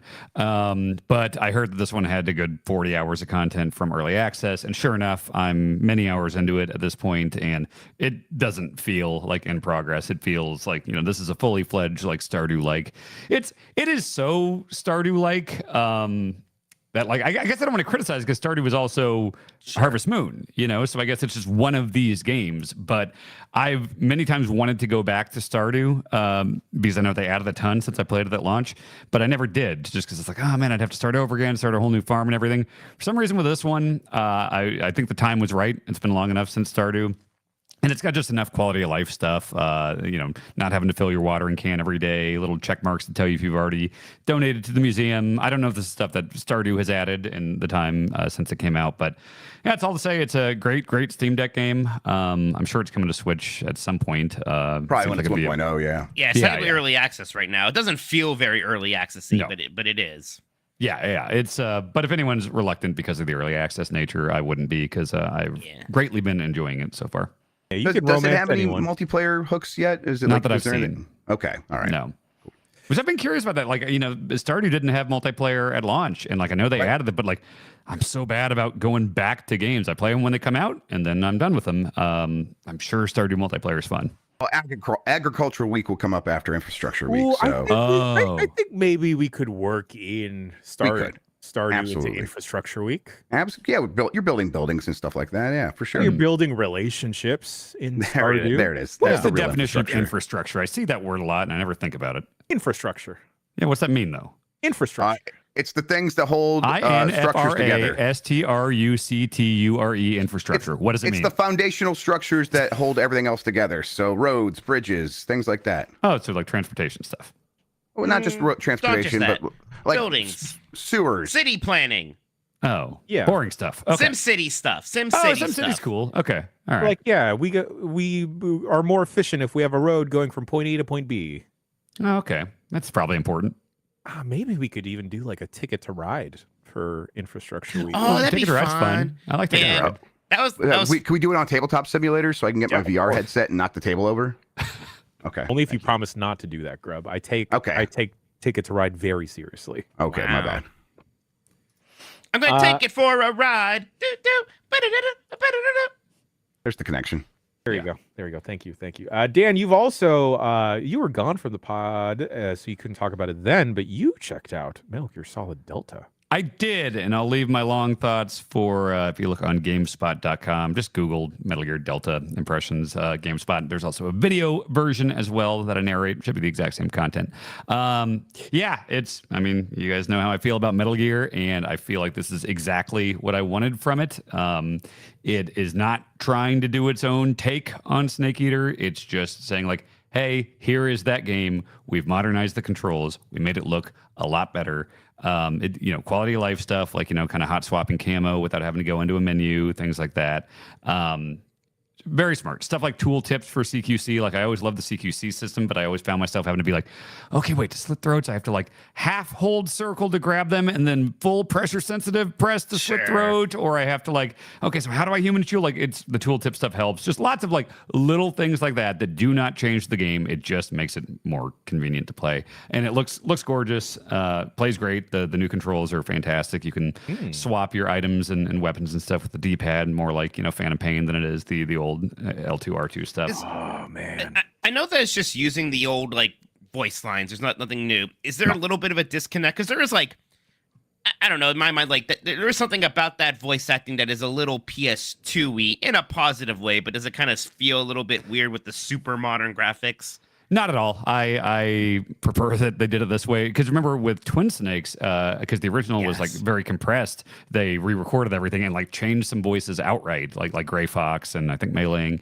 Yeah, a lot of people lost their accents and things like that, right? Yeah, but like Gray Fox is just like a worse voice, I think, and this did not have that problem. It doesn't. I would say no disconnect. I mean, it feels like a PS2 game because it is a PS2 game. It's just it looks a lot better. So no, at no point was I like, oh, I wish they would have re-recorded this. Gotcha. And Dan, I believe you added this to the list as well. Are you talking about Castaway the movie? No, the game. I don't know if anyone's aware of this. It's a very short. It's like looks like Link's Awakening. Yeah. It's no, it's like one of the good Zelda games. Oh my god! So just had to do that. It's if you condensed all of like just Zelda stuff into the most like. You can beat this game in a half hour, but there's like several dungeons. It's straight up Zelda dungeons. You're getting heart pieces, you're getting items, you're getting hook shots and things like that. But it's just like a miniature Zelda built for like speed running. It's very, very cool. You unlock like a certain like 50 tower or like roguelite mode afterwards, but very, very small experience. But for like one sitting, sit down and feel like you get like a little Zelda experience. Like you're not getting the compass and the map, you're just getting a boss key in each dungeon, but they do have boss fights. Everything's extremely Zelda, good art style and everything. It reminds me of like minute or half minute hero, games that kind of like the whole gimmick is like, we have boiled this down to the core essentials. And that's what this is. So I will give it, I'll give it that half hour for sure. Like that seems like such a low investment. That's actually a positive at this point. Because I see this and I'm like, oh, I hope it is the Link's Awakening successor that I've really wanted. There's been others that have kind of promised that. We'll see about Mina the Hollower. That's kind of doing that as well. But hearing it's like, well, it's not even really trying to be that. It is trying to be the condensed version. Well, that's fine too. That sounds very promising. So I'll give it a shot. Yeah, it's fun. I immediately started it again just to be like, okay, it took me a half hour the first time when I didn't know anything. Like, I wonder how fast I could burn through this. Could I do this in 10 minutes, 15 minutes, That's cool. I like those, I like Short Hike and Tiny Terry's Turbo Trip, these games that are like, hey, here's an open world game or whatever, but, a couple of hours, not 20 hours, and that rules. Yep, totally. Yeah, Tiny Terry is a good example of that. Yeah, Tiny Terry. There's some good mustaches in that game as well. Oh, yeah, yes, yeah. Definitely are. Mm-hmm. I haven't played enough of the game to see if there is good facial hair representation. But Jeff Grubb, you've also been playing this. Game of the week, let's say it. Let's hear it. Wow, I can't put the vocal effects because it's going to break everything again. That's shit. Okay, Mike, just say the name. Just say Game of the Week with me. Star Wars Outlaws at the same time. All right, ready? All right. 3, 2, Game of the Week. Star Wars Outlaws. That's not. Mike, do you know how Good job, I did Mike. it. I thought that was a great idea. Anyway, I am enjoying Star Wars Outlaws. I got really frustrated with my Roger Ally because it does run on the Roger Ally. I had it working at home. I left. I had it connected to hotel Wi-Fi, my phone's hotspot, and I just could not get Ubisoft Connect to let me play on the Roger Ally when I left home until I got to the airport on the way back. But then I played a bunch while waiting for the plane, and then on the plane, did some several missions, a couple where I was breaking into Imperial facilities, and they're really well guarded, and it felt very cool and very Star Wars to be like moving through these spaces that are very recognizable. It's a stealth game. We've talked about that before. It is just straight up a stealth game. But now that I've made peace with that, doing these stealth segments and feeling like I have a good handle on how to get through these spaces without getting spotted and having it all feel pretty cinematic and cool, it hits really hard. Where it's like, yeah, this is exactly I want this feeling. This is maybe not exactly the game I wanted it, but I wanted to feel this way after missions, and I'm definitely getting that part of it. And as I unlock more abilities and I meet more experts that make the abilities I do have more powerful, the game is getting better the more I play it. So I definitely have a lot of issues with it. I think that the stealth is underbaked compared to the rest of the genre. I think the fighting sequence with guns when you're actually using her weapon, there's not a ton there. You can pick up some weapons that enemies drop, but if you try to like go up a ladder, she's like, well, I'm just going to leave that behind, because you're not really supposed to be carrying these other weapons around all the time. You're supposed to just kind of have your blaster. So there's not like a ton of depth there. There are issues, but I am very easily able to ignore the issues because I'm having fun in so many other ways. And the issues are such that they don't get in the way of that fun too frequently. And the best parts of the game are the setting. It really does nail the look and feel of Star Wars in a lot of ways. You get your cool ship, and the ship is a cool place to hang out. You're then filling out the ship with cool people like that droid that I got on my crew now, who is as cool as advertised. He's like got that trench coat on. He looks, yeah, hot as hell. ND5, I think is his name. He's also kind of gruff with you early on. ND5, that's Style of Destiny. Oh, my bad. Yeah, of course. And then that's a good joke, Mike. Thank you. Yeah, well done, dude. Yeah, absolutely. We should have stopped the show and said that more. And I think where I'm at with it now is, as long as these missions stay pretty varied and give me enough to, like, within the lanes that they're working in, which is again like stealth and some combat here and there. And as long as I'm seeing cool new places, I'm probably going to stick with it. I just got to a snow planet that looks so neat, and but not hot. It's a different snow planet. A different snow planet. Yes, yeah. Is it salt instead? Did they tell you? It could be a mixture between snow and salt this time. Somewhere in between. All right. This one's it's like a where criminals hang out. Planet. Yeah, okay, hell yeah. There we go. Everyone's doing blow on the blow planet. I could like travel to Tatooine now. I haven't done that yet, but And now that I'm like traveling to different planets and getting different settings, the game's opened up even more, and I am deeply enjoying it. It seems like there's a lot of people like, oh no, this game's good. Although it's a little weird because everyone's like, wow, the reviews are wrong. This game is good, even though like the reviews are, in that 70 range, which means good. I mean, I guess my question is, do you think it reviewed lower than it should? Absolutely not. No.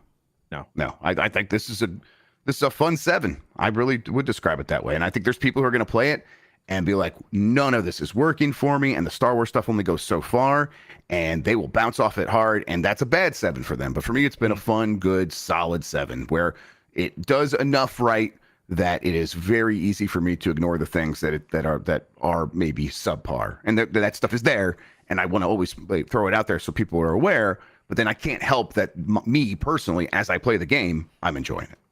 Yeah, it's this is such a difficult game to try and demo at a trade show because you are not going to get the stealth aspect or be immersed in the world where this game is really firing off on all cylinders. There's portions of this game where I'm, just doing the open world thing of like, I'm just going to watch these people for a little bit. Yeah, watch, and it's great. Because God, I walked out of the demo from Gamescom absolutely hating the game. I remember you were not into it. Yeah, just like the visual language, like the film grain that they add on top of it made everything so difficult to find in the exploration bits. And the shooting just felt god awful. But thankfully, that changes as you are upgrading your gun a little bit, and you're trying not to wind up in those big shootout segments because it just doesn't behoove you to get into those. That's right. I agree with you, Grub, 100%. This makes me want to really have an open world pod racing game. Yeah.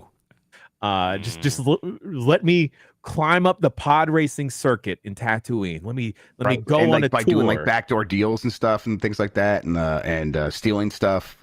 And then that would be great. Instead of my summer pod racer. Instead of Nix on my shoulder and me telling Nix to go futz with like a stormtrooper, let me send Watto out. Let me send Watto to distract someone, and then like we steal some pod racing parts from someone. Yeah, I mean, I think the underground element is what this game's doing the best, of like making you feel like you are part of this underground. And I am starting to get to some of the more interesting interactions between the different factions now that there's 4 factions that I've actually fully met now.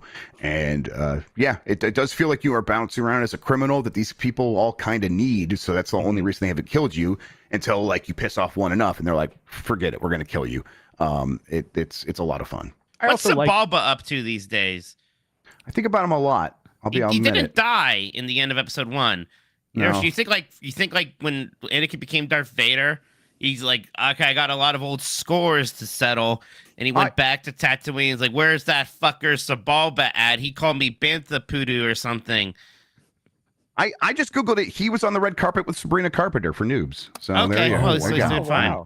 Wow. Yeah. Wow. It's an interesting suit. I do like Kay Vess as a character. Yeah, me too. She's growing on me a lot. Yeah. As compared to Cal Kestis, who I barely remember sometimes. Yeah, Cal Kestis needed the aid of his friends a lot more than Kay Vess does. I definitely came around on Cal Kestis as well in the end, but that was because everyone around him was so great that he definitely floated a bit higher because of that. But Kay Vess is great, and then Nyx is fantastic as well. Your little animal partner, who I did do that sequence where I went to the snow planet, and you can go to one of these. I think any of these planets have this sequence where you can go get some food and share it with your pet, and it's like just a QTE sequence. But if you do it right, you unlock new abilities for your pet, and that's been fun as well. And it's very, very adorable. We should do a draft of Star Wars protagonists, not not the main dudes. So Ash Rendar. Okay, yeah, all right. Rendar would definitely be up there. Yeah. Kyle Katarn. Kyle Katarn, Dash Rendar. Idea. God, those 2 people are so cool.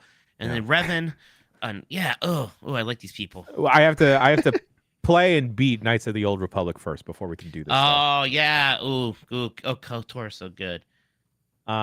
Folks, that looks like it. That's it. Unless anyone else has been playing any miscellaneous games, that we can talk about. Yeah. There was that bad party game for the Wii that we played. Oh yeah, we did play Family Party, 30 great games. Yeah, that's a hot one. I'm your champion, Michael. Apparently, our final score was very close. So I pulled out some bullshit at the end. Yes, you did. Yes, we still got to figure out Lucy's game. The Wii is amazing, huh? That's a word for it. It is. Yeah.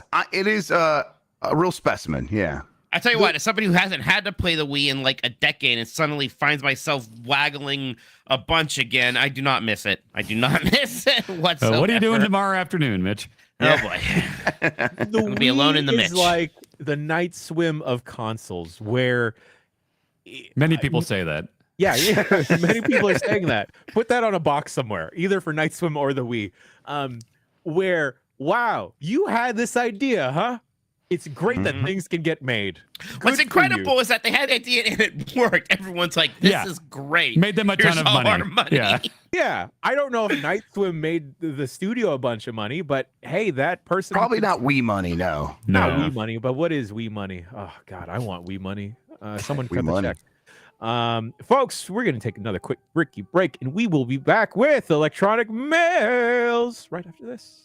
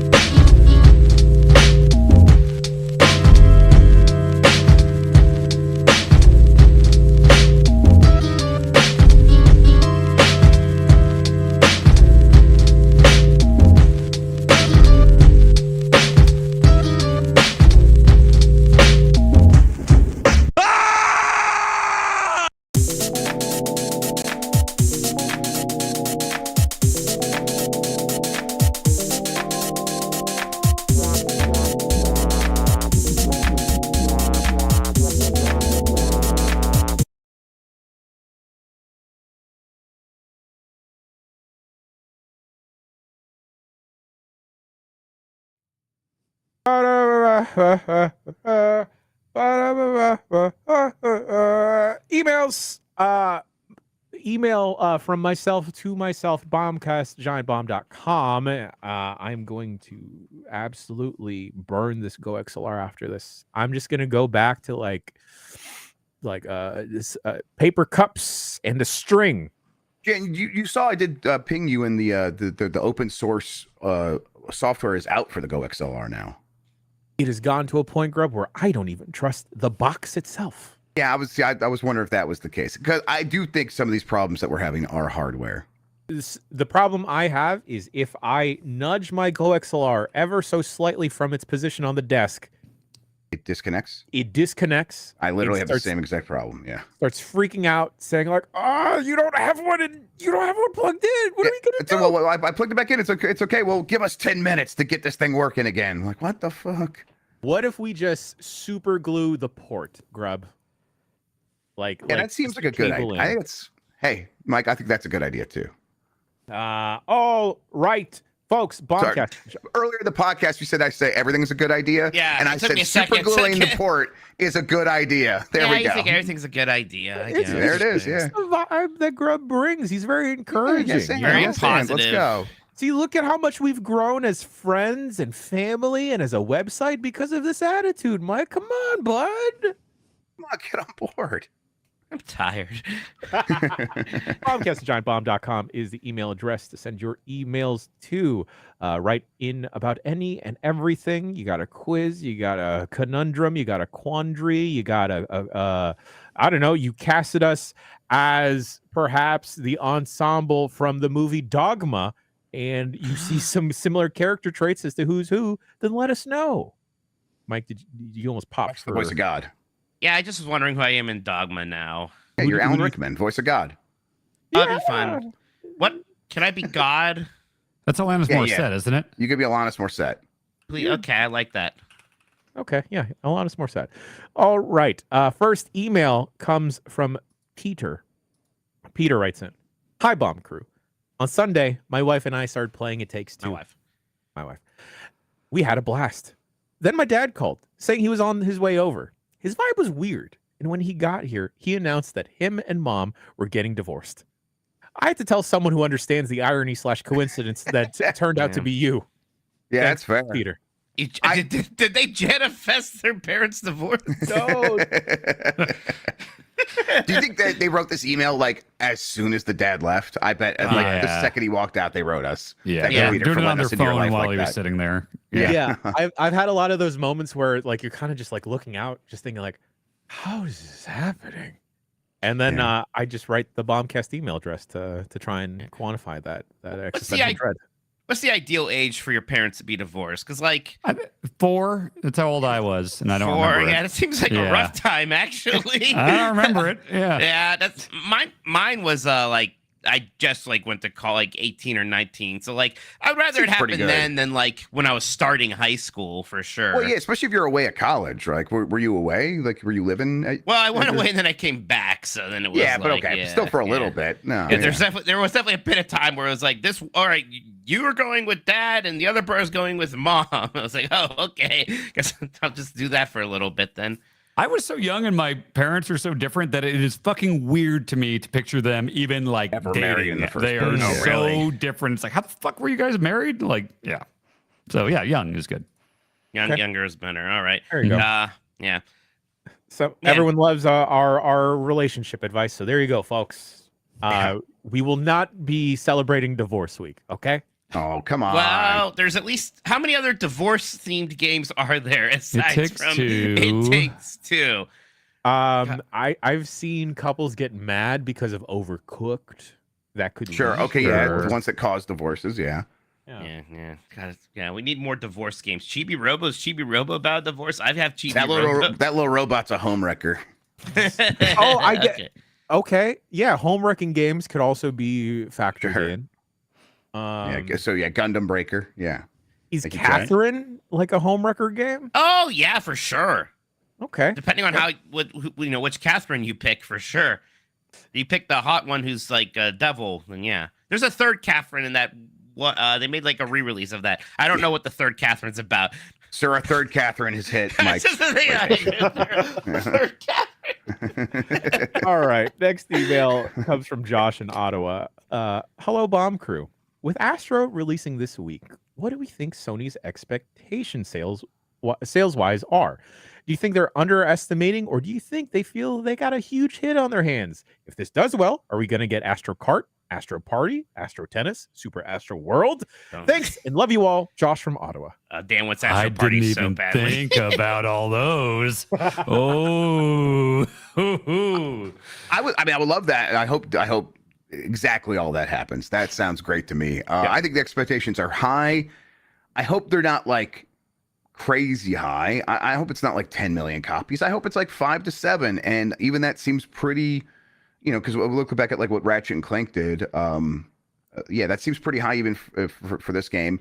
Although if it comes out and it is like the one big single player game as it is, and Sony puts as much market into it as it feels like it's going to, and is currently doing, and the game does really well with reviews, I think all of that confluence of events can make sure that the game really does very well. But this is the one main game that PlayStation has this holiday, just sort of by those circumstances. There's a lot riding. I hope there's not like extra pressure on it now because of what happened to Concord, but sometimes things are unfair like that in the business. Yeah, it kind of feels like one of those situations where they'd be like, "Sure, would be nice if you guys could get those extra couple of million copies sold. Then we can make sure everyone's going to be okay." Those kinds of conversations might be happening. It does feel like there's a gigantic space for Astrobot to succeed because we don't have a new Mario game this year.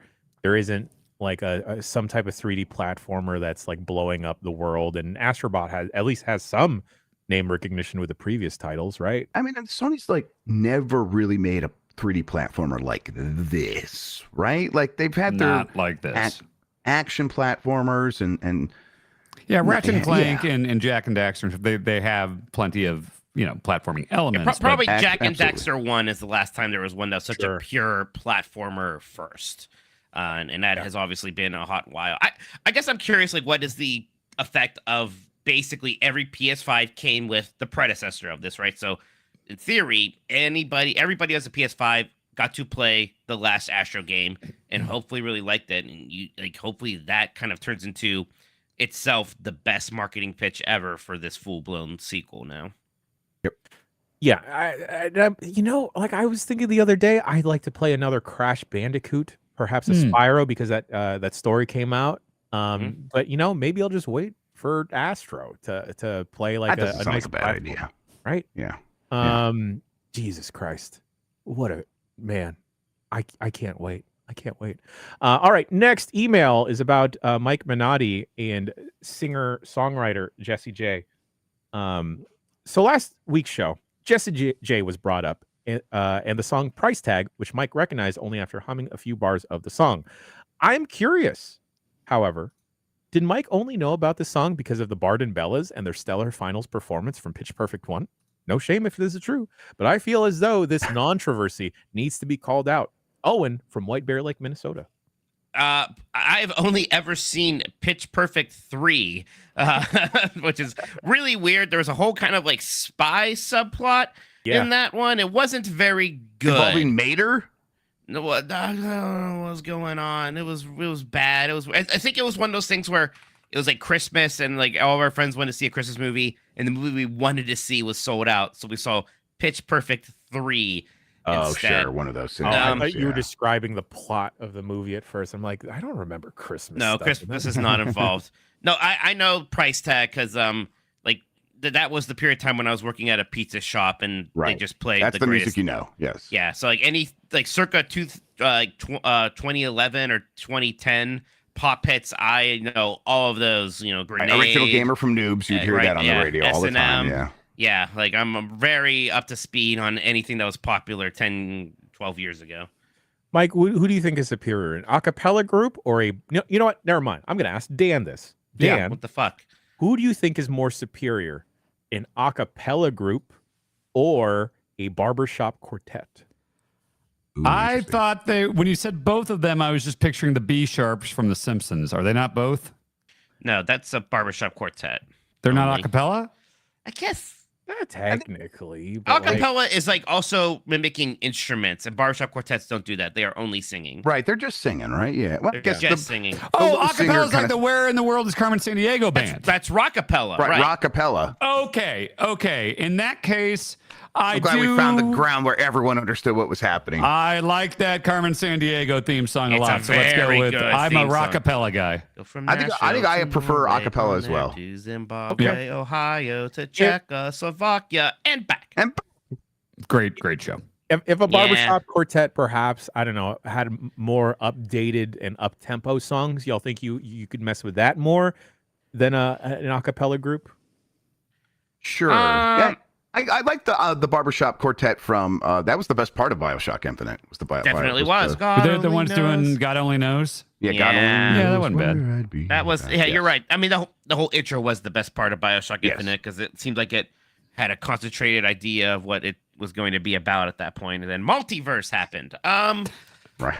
Hey, you Peekaboo says we get to celebrate acapella for next August. So No, we don't have to do that. there you go. Dan's going to be singing. Everybody, watch out. There we go. God. There we go. All right. Next email comes from Levi, and they're asking about console advice. Hey, bombers.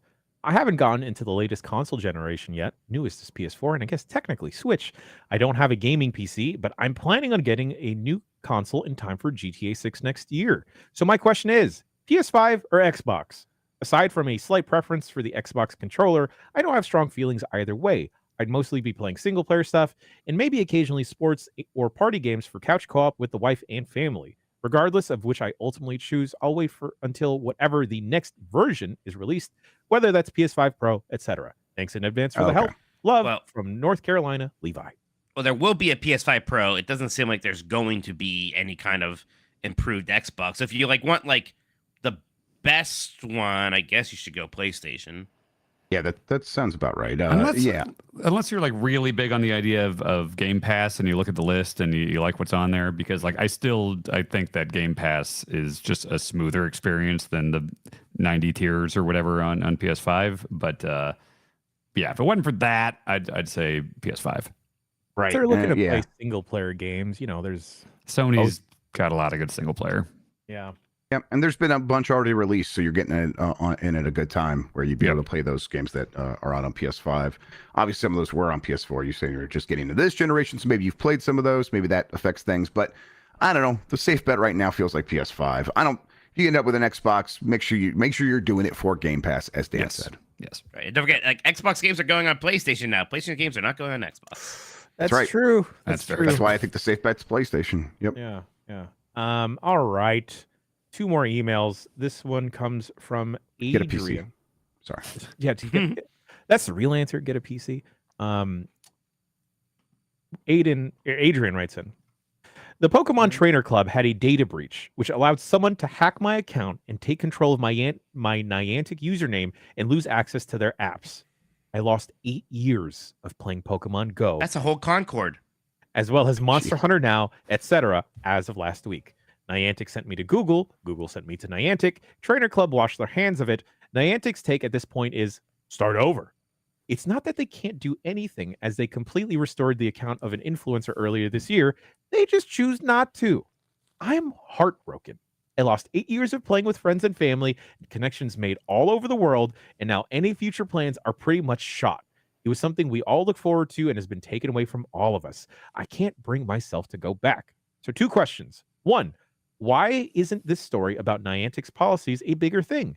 And 2, have you or any of the crew had a gaming loss that was so devastating it made you never go back to the game? Thanks all. Keep up the good work. Adrian from Parlin, New Jersey. We were just talking to Dr. Ryan. I remember him talking in chat before about like losing his Xbox account and not being able to get it back. And so he lost all his game purchases, and that really soured him on Xbox. And I was like, yeah, I've heard those kinds of horror stories for a lot of different things, and I think that's the reason the answer to the first question why this isn't a bigger thing. A lot of these companies have a similar policy where for some reason they just won't restore most of these people's accounts most of the time, and I don't know how they come to that decision, but it is weird because I wouldn't blame you for never going back to this game. That's what I would do. Yeah, yeah, same. Yeah, especially to play 8 years in Pokemon Go, you are spending a significant amount of money because you cannot play that game for 8 years and not spend money in it and have a good time with it. So Right. I think that's Right. that's the stuff that stings, especially, is that I've given you so much money at this point, Niantic. Right. Right. Then they won't give you time of day, and and it's so obvious that like if you had some kind of big Twitter following or something, then they would for sure. Yeah, it's annoying.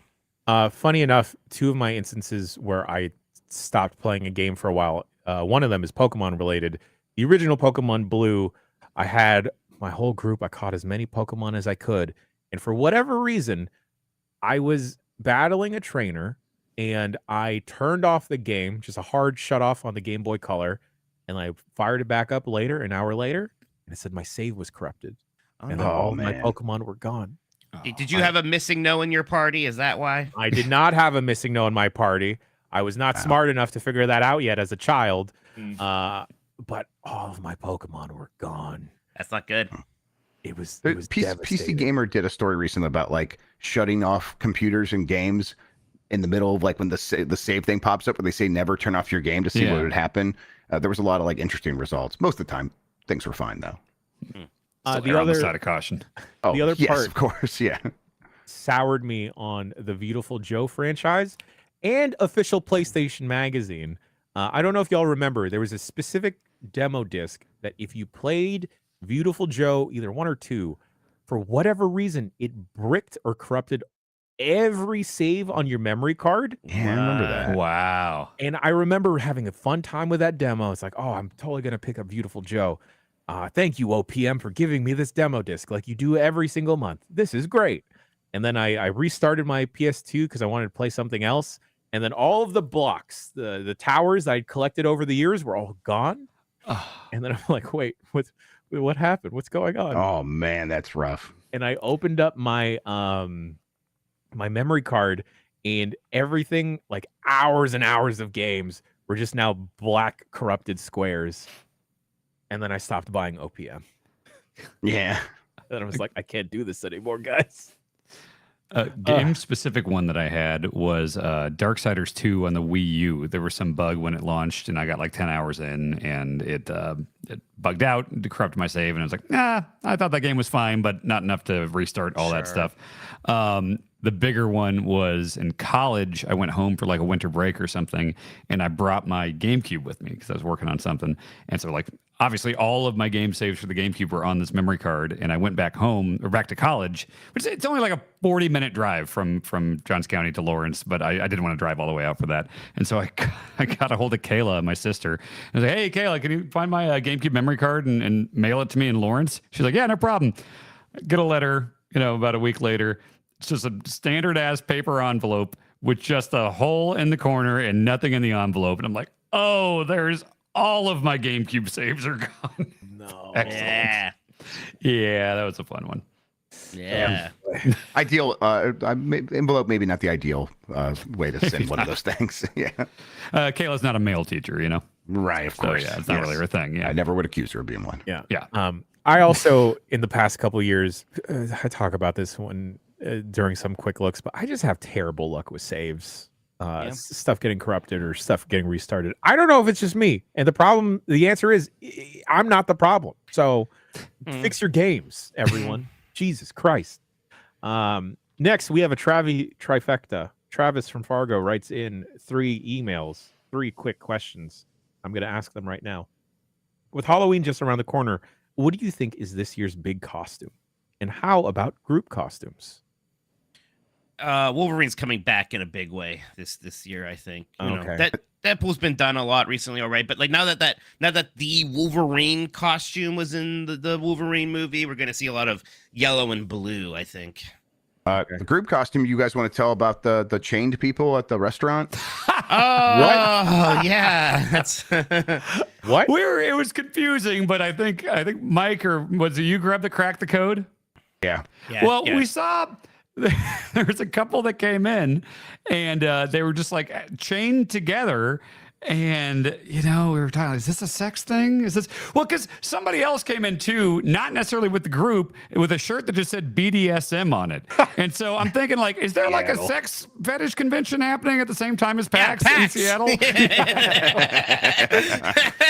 But it was weird because it was like, I feel like, wouldn't you normally, like, there's like the dominant one that's got someone on a chain or something, but they were chained together in a way that did not seem like one of them was like in charge of the other one. And so it's like, what is this sex thing? What is this fetish? And then I think Grubb was like, oh, it might be a chained together cosplay. I think so. Maybe. Yes. Might just be a sex thing, though. It could still just be a sex thing. Well, absolutely. but the guy had a ratchet tattoo, and it was like, well, okay, that ups the Wow. odds of them Yeah, being at right. PAX quite put a it bit. back over. So, Well, they're freaks too. Those Ratchet fans. They have their own gadget. Anyway, now. That's my answer. Is the group costume could be a chain together group. There you well, go. yeah, because it was, once you said that, it was exactly like it was a thing around their waist with like a big, like, it was like a big, like, novelty plastic chain. It didn't Novelty, seem like yes. a, like, ooh, sex thing chain. Right. You know? Exactly. So I think that would be a fun one to do with friends. Yeah. Do we think we're gonna get like Olympic costumes this year, like that bad break dancer, perhaps? I think I've already seen that. I saw Xavier You'll Woods definitely at get that. Dragon Con did that. Yeah, so. you'll definitely see the bad breakdancer. Yeah. Yeah. You'll see the lady shooter that won the gold medal with the eyepiece. Is You'll see a Hot lot of Tua that. still a big thing? Hot I Tua think it's run might its be a course. costume, but I They're kind done of with wish Hot it wasn't Tua? a thing. I think it's Okay. run its course Yeah. a little bit. We're done. Okay. Definitely run its course. Everyone got real indignant that Hawk was like showing up and stuff as if they didn't manifest it themselves. Yeah, listen, yeah, you're right. Listen, we can only manifest and cancel so many things. Once something gets through the pipeline, it's impossible to stop. Right, once it's through the veil, we can't control it anymore. Exactly. Do you guys have trick or treaters that come to your door? No. Yeah. A few, but I'm usually not home because I go walking with the nephews and nieces. Okay, well, you'll be out there with the kids then. What costume do you expect the kids to be mostly in? Because I think Bluey's going to be big again this year. Bluey will be very, very big. Bluey hasn't been going anywhere, so lots of Blueys and Bingos will be strolling around out there for sure. Otherwise, yeah, I don't know if there's been any. Oh, Inside Out. There'll be some Inside Out stuff this year. Oh, Inside Out 2 was definitely, a giant hit, so there'll be some. Minions. Oh, I should go with Skibbity Perhaps. Toilet. That would be fun. Just buy a toilet seat. Yeah, just buy a toilet seat and I'll be Skibbity Furiosa? Toilet. Yeah. Oh but yeah, they're the gonna kids be can't stop Furiosa. talking about Yeah, Furiosa. Kids, Yeah. number one kids movie this year. Gosh, maybe someone will go as a pool. Oh, because that pool movie. Yeah. Everyone's right, gonna okay. go as their favorite character from Concord. Oh boy, the one that looks like Drax or the one that doesn't look like Drax? Yeah, they all kind of look like Drax. They all kind of the one who looks like Drax acts so much like Drax. That was kind of rough. That Yeah. right there may have been at least 50% of the problem that they just put Drax in the game. Come on. Are we going to have kids dressing as Cody Rhodes? Oh yeah, Just yeah. Adrenaline. Kids. In my soul, trick or treat, I'm Cody Rhodes. Nice. I want to see a bunch of little Roman Reigns just going, "Wow!" That'd be fun. Oh yeah, of course. and then they're like, "All right, kid, here's your candy." Yeah. And then you just give them like one of those Smarties necklaces. Yeah. Oh, yeah. I'll pop if I see an Astro because that game will have been out for a month and a half by then. And if I see an Astro, I'll be very happy. Y'all have a Are favorite your kids Halloween? going to like Astro, Grub? Yeah, they already maybe do. They play. Are your kids, are the gimmicks breaking embargo? The kids are out there breaking a bar. No, they like the Astros Playroom, and they've been very excited for this one. They've not played yet. Y'all got a favorite Halloween costume you had in previous years? Me and my friends did a Jurassic Park group costume one time. We were all different people, and I was Hammond, so I was the old Hammond, guy. yeah. Nice. And like I made like the staff. I even like learned how to use resin, so I made like little mosquito in there. And my one friend looked just like Jeff Goldblum, and the other one looked just like Granta. It was funny. It's like the girl in our group was very indignant, rightfully so, about the prospect of she had to be Laura Dern. So instead, she just made a T-Rex costume for herself and was the dinosaur. So Very it was good. a very good costume. We should have a I group was- costume. Yeah, we should do that. Yeah, as a kid, Raccoon Mario. That was my favorite. My mom made that costume for that's me. It was very good. good. Yeah. That's Yes. really good. Yeah. One year I took one of those trifold poster boards and just cut it to look like Kirby and painted it, and I just wore that around me like what like a hanging Chad, or was that called? Sure. Yeah. Yeah, hanging 2000. Yeah. And then I was just like, hey, here, I'm a Kirby, and then it was a big hit. Pretty good. Bonk and I went as, you know how in MacGruber, he also makes Kristen Wiig dress up as MacGruber when he sends her into dangerous circumstances. Yeah, that's pretty good. So I was MacGruber and she was Kristen Wiig as MacGruber, and I had the car stereo and everything. That's very good. That's fantastic. We should just be MacGruber for Halloween this year. Just all MacGrubers. Yeah, we only have to like dress up from like I basically boob have up. I have MacGruber outfits. I basically have a MacGruber wig right now. Yeah, you basically have. Yeah. The best group costume I saw from Dragon Con over the weekend was a group of people dressed up as the French army from Monty Python, and they had a tarp they would throw over whenever they were on a balcony, and they would just start yelling at people and throwing like toy baguettes. It was really good. That's good. That's great. Travis's next question: if you had a nutrition label info on your body, what would it say? Oh God. Just that. It would say, oh, God. Mike's would say, don't drink water. Yeah, right, yeah, exactly. So a nutrition label or like a nutrition warning? Label. I'd have a sodium warning on mine. Yeah. It'd be like the Chicky and Pete's crab fries, Jan. Oh my God. Yeah. High it has like a cholesterol. little disclaimer of like, don't eat too much of this. Yep. I would say there must be a lot of sugar because he's so sweet. Oh. Mine would have an expiration date, and I wouldn't want to see it because I wouldn't want to know. Oh, Shit. we all have expiration dates. Yeah. You ever think about dying? Oh yeah. All right. Travis's last Contains question nuts. Got him. That's a good one. That's a classic. Thanks, guys. Yeah. Travis's last question: in a post mustaches are funny world, what's your favorite kind of facial hair to see on others? I always mark out when somebody has a Lemmy, right? I enjoyed I like the Lemmy. I also like it ironically because of that period where Triple H just wanted to be Lemmy, and so he had Lemmy I thought facial it hair. looked good on him. I wish he kept it longer. I liked when he had the Lemmy. For people that I don't know, Lemmy's when you have like the full beard, but the chin is shaved. The chops right? with no chin. Yeah. Yeah. Right. So I think it's a good look. I like the complete inverse. Give me a soul patch. I'm always excited when I see a man pulling off a soul patch. Well done, dude. Soul patch. Yeah. Oh God. I butted a lot of heads because of my hairstyle. Someone was saying like, you can't have a handlebar mustache as well. That's doing too much, Jan. It's a lot. And then I was like, well, fuck you. What if I tried? And then I tried it, and then I was ridiculed. So I just stuck with the pump. You were unappreciated in your time. That about does it for emails. Bombcast@giantbomb.com is the email address to send your emails to. And folks, that about does it for the show. Sorry for the technical difficulties at the tippity-toppity. If you're listening to this post, not live, the archive, then you didn't notice anything. It's fine because of the expert producing and editing of Turbo Sean McDowell. Boys, what do we got going on the rest of this week? Game S mornings, Wednesday, Thursday, Friday, Grub? That's right. I feel empty because B Week is over, but listen, the remnants of B Week will live on in our hearts for sure. We'll do some fun stuff this week. We probably, because that game's out this week, right? By Friday, Astro. We'll do some Astro stuff on this website. How about that? That sounds good to me. Yeah, maybe Friday is just Astro Friday. Oh. Maybe it is, and that would be that sounds great to me. Mike, you boy, I hope that's good. Yeah, boy, I hope so too.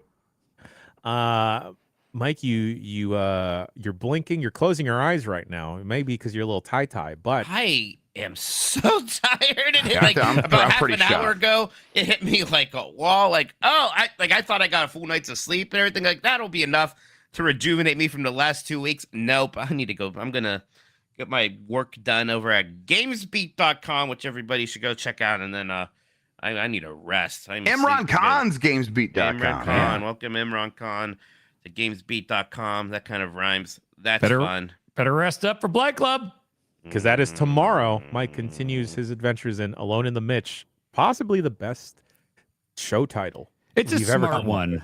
Yeah. It's very it's several levels deep. You got to really be in on it. I'm glad that you didn't let the lack of a good title dissuade you from picking it for me. Yeah, honestly, it got to the point where we're like, that makes it even better to us. Yeah. And it just is a shame, too, because of how things shook out at PAX that I'm not going to get to play mine for another run. Like, proud of yourself. Wow, yeah. You'll be fine. Okay. We'll probably try and do a grab bag stream sometime this week. Check out a bunch of games that we've missed that have come out over the past couple weeks. I'd also like to show off some Tactical Breach Wizards. Funny game, good game. Yeah, let's do that. That sounds fun. That game rules. Voicemail dump truck popping off later this week as well, folks. And we didn't learn squat today because I'm too scared to press my Go XLR to play the music. So I didn't learn anything. I learned nothing. But I am here to formally announce, everyone, get your calendars out. Get them callies out. Send your Google invites right now, starting the week of September 30th, going on through the October 4th. That's right, 9:30 to 10:04. It is gonna be Infrastructure Week, everybody. We're doing it. We're running it back. Get your hard hats out. We're building towards this. It's going to be monumentous, folks. Infrastructure Week. We're going to build it, and you will come. I'm gonna make you guys play so many truck games. What? It's gonna be awesome.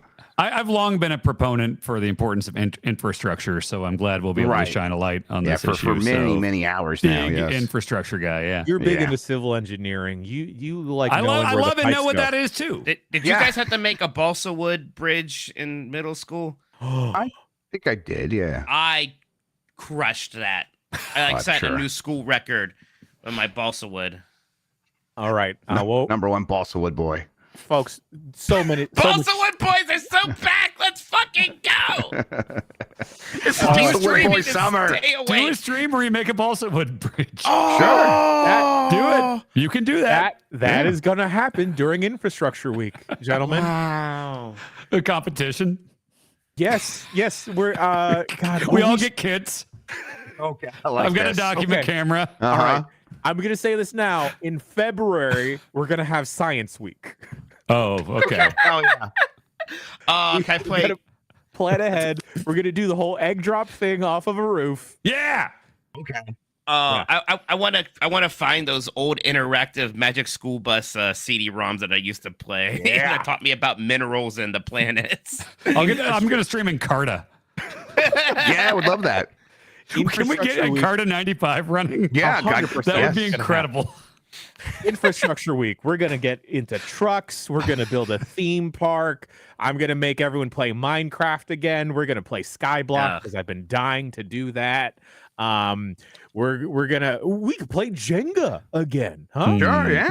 Or Boom Blocks. Boom Blocks. Oh my God, we could play Boom Blocks. Yeah, destruction is part of infrastructure. Absolutely. Exactly. You have to destroy to build sometimes. We could play fucking not Red Planet. What is this called? Red Faction Gorilla. Red Faction Gorilla. Faction Gorilla. He's got a big sledgehammer that you do infrastructure with. That Infrastructure sounds awesome. Yeah. And you know what? Infrastructure is a very fun word to spell. Dan did that earlier. INFRASTRUCTURE. You know, Dan, I was stuff. told that you maybe should have been disqualified from the jump, though. Why? Because one of the rules I said was to say the word, spell the word, then say the word again. That's never that strict. Okay. It's kind of just like it's an unwritten, like people do it, but you're not going to get DQ'd because you don't do it. Wait, what is that, Mike? My monitor's flickering. Yeah, I don't see This is my anything. Muppet. Don't worry about it. Is my Doesn't look like anything to me. Is my Go XLR breaking again? Oh, geez. I guess we should end the show. Also, hey, your public call. Does anyone know how to make a puppet? Holler at your boy. Folks, that has been the Giant Bombcast, episode 856. Videos are going to go up soon. If you miss PAX West, those are going to get archived. Don't you worry. Your pretty sweet little faces. The Cologne Gamescom travelogue is going to come out. I swear to God, it is not going to be like the train vlog. I've been Jan. He's been Jeff. He's been Mike. He's been Dan. And I don't know what that is on Mike's lap, but we'll see you next week for another episode of the Giant Bombcast. Oh, you need a haircut. Who are you talking to? That's scheduled. Me. You don't need a haircut. You're fine.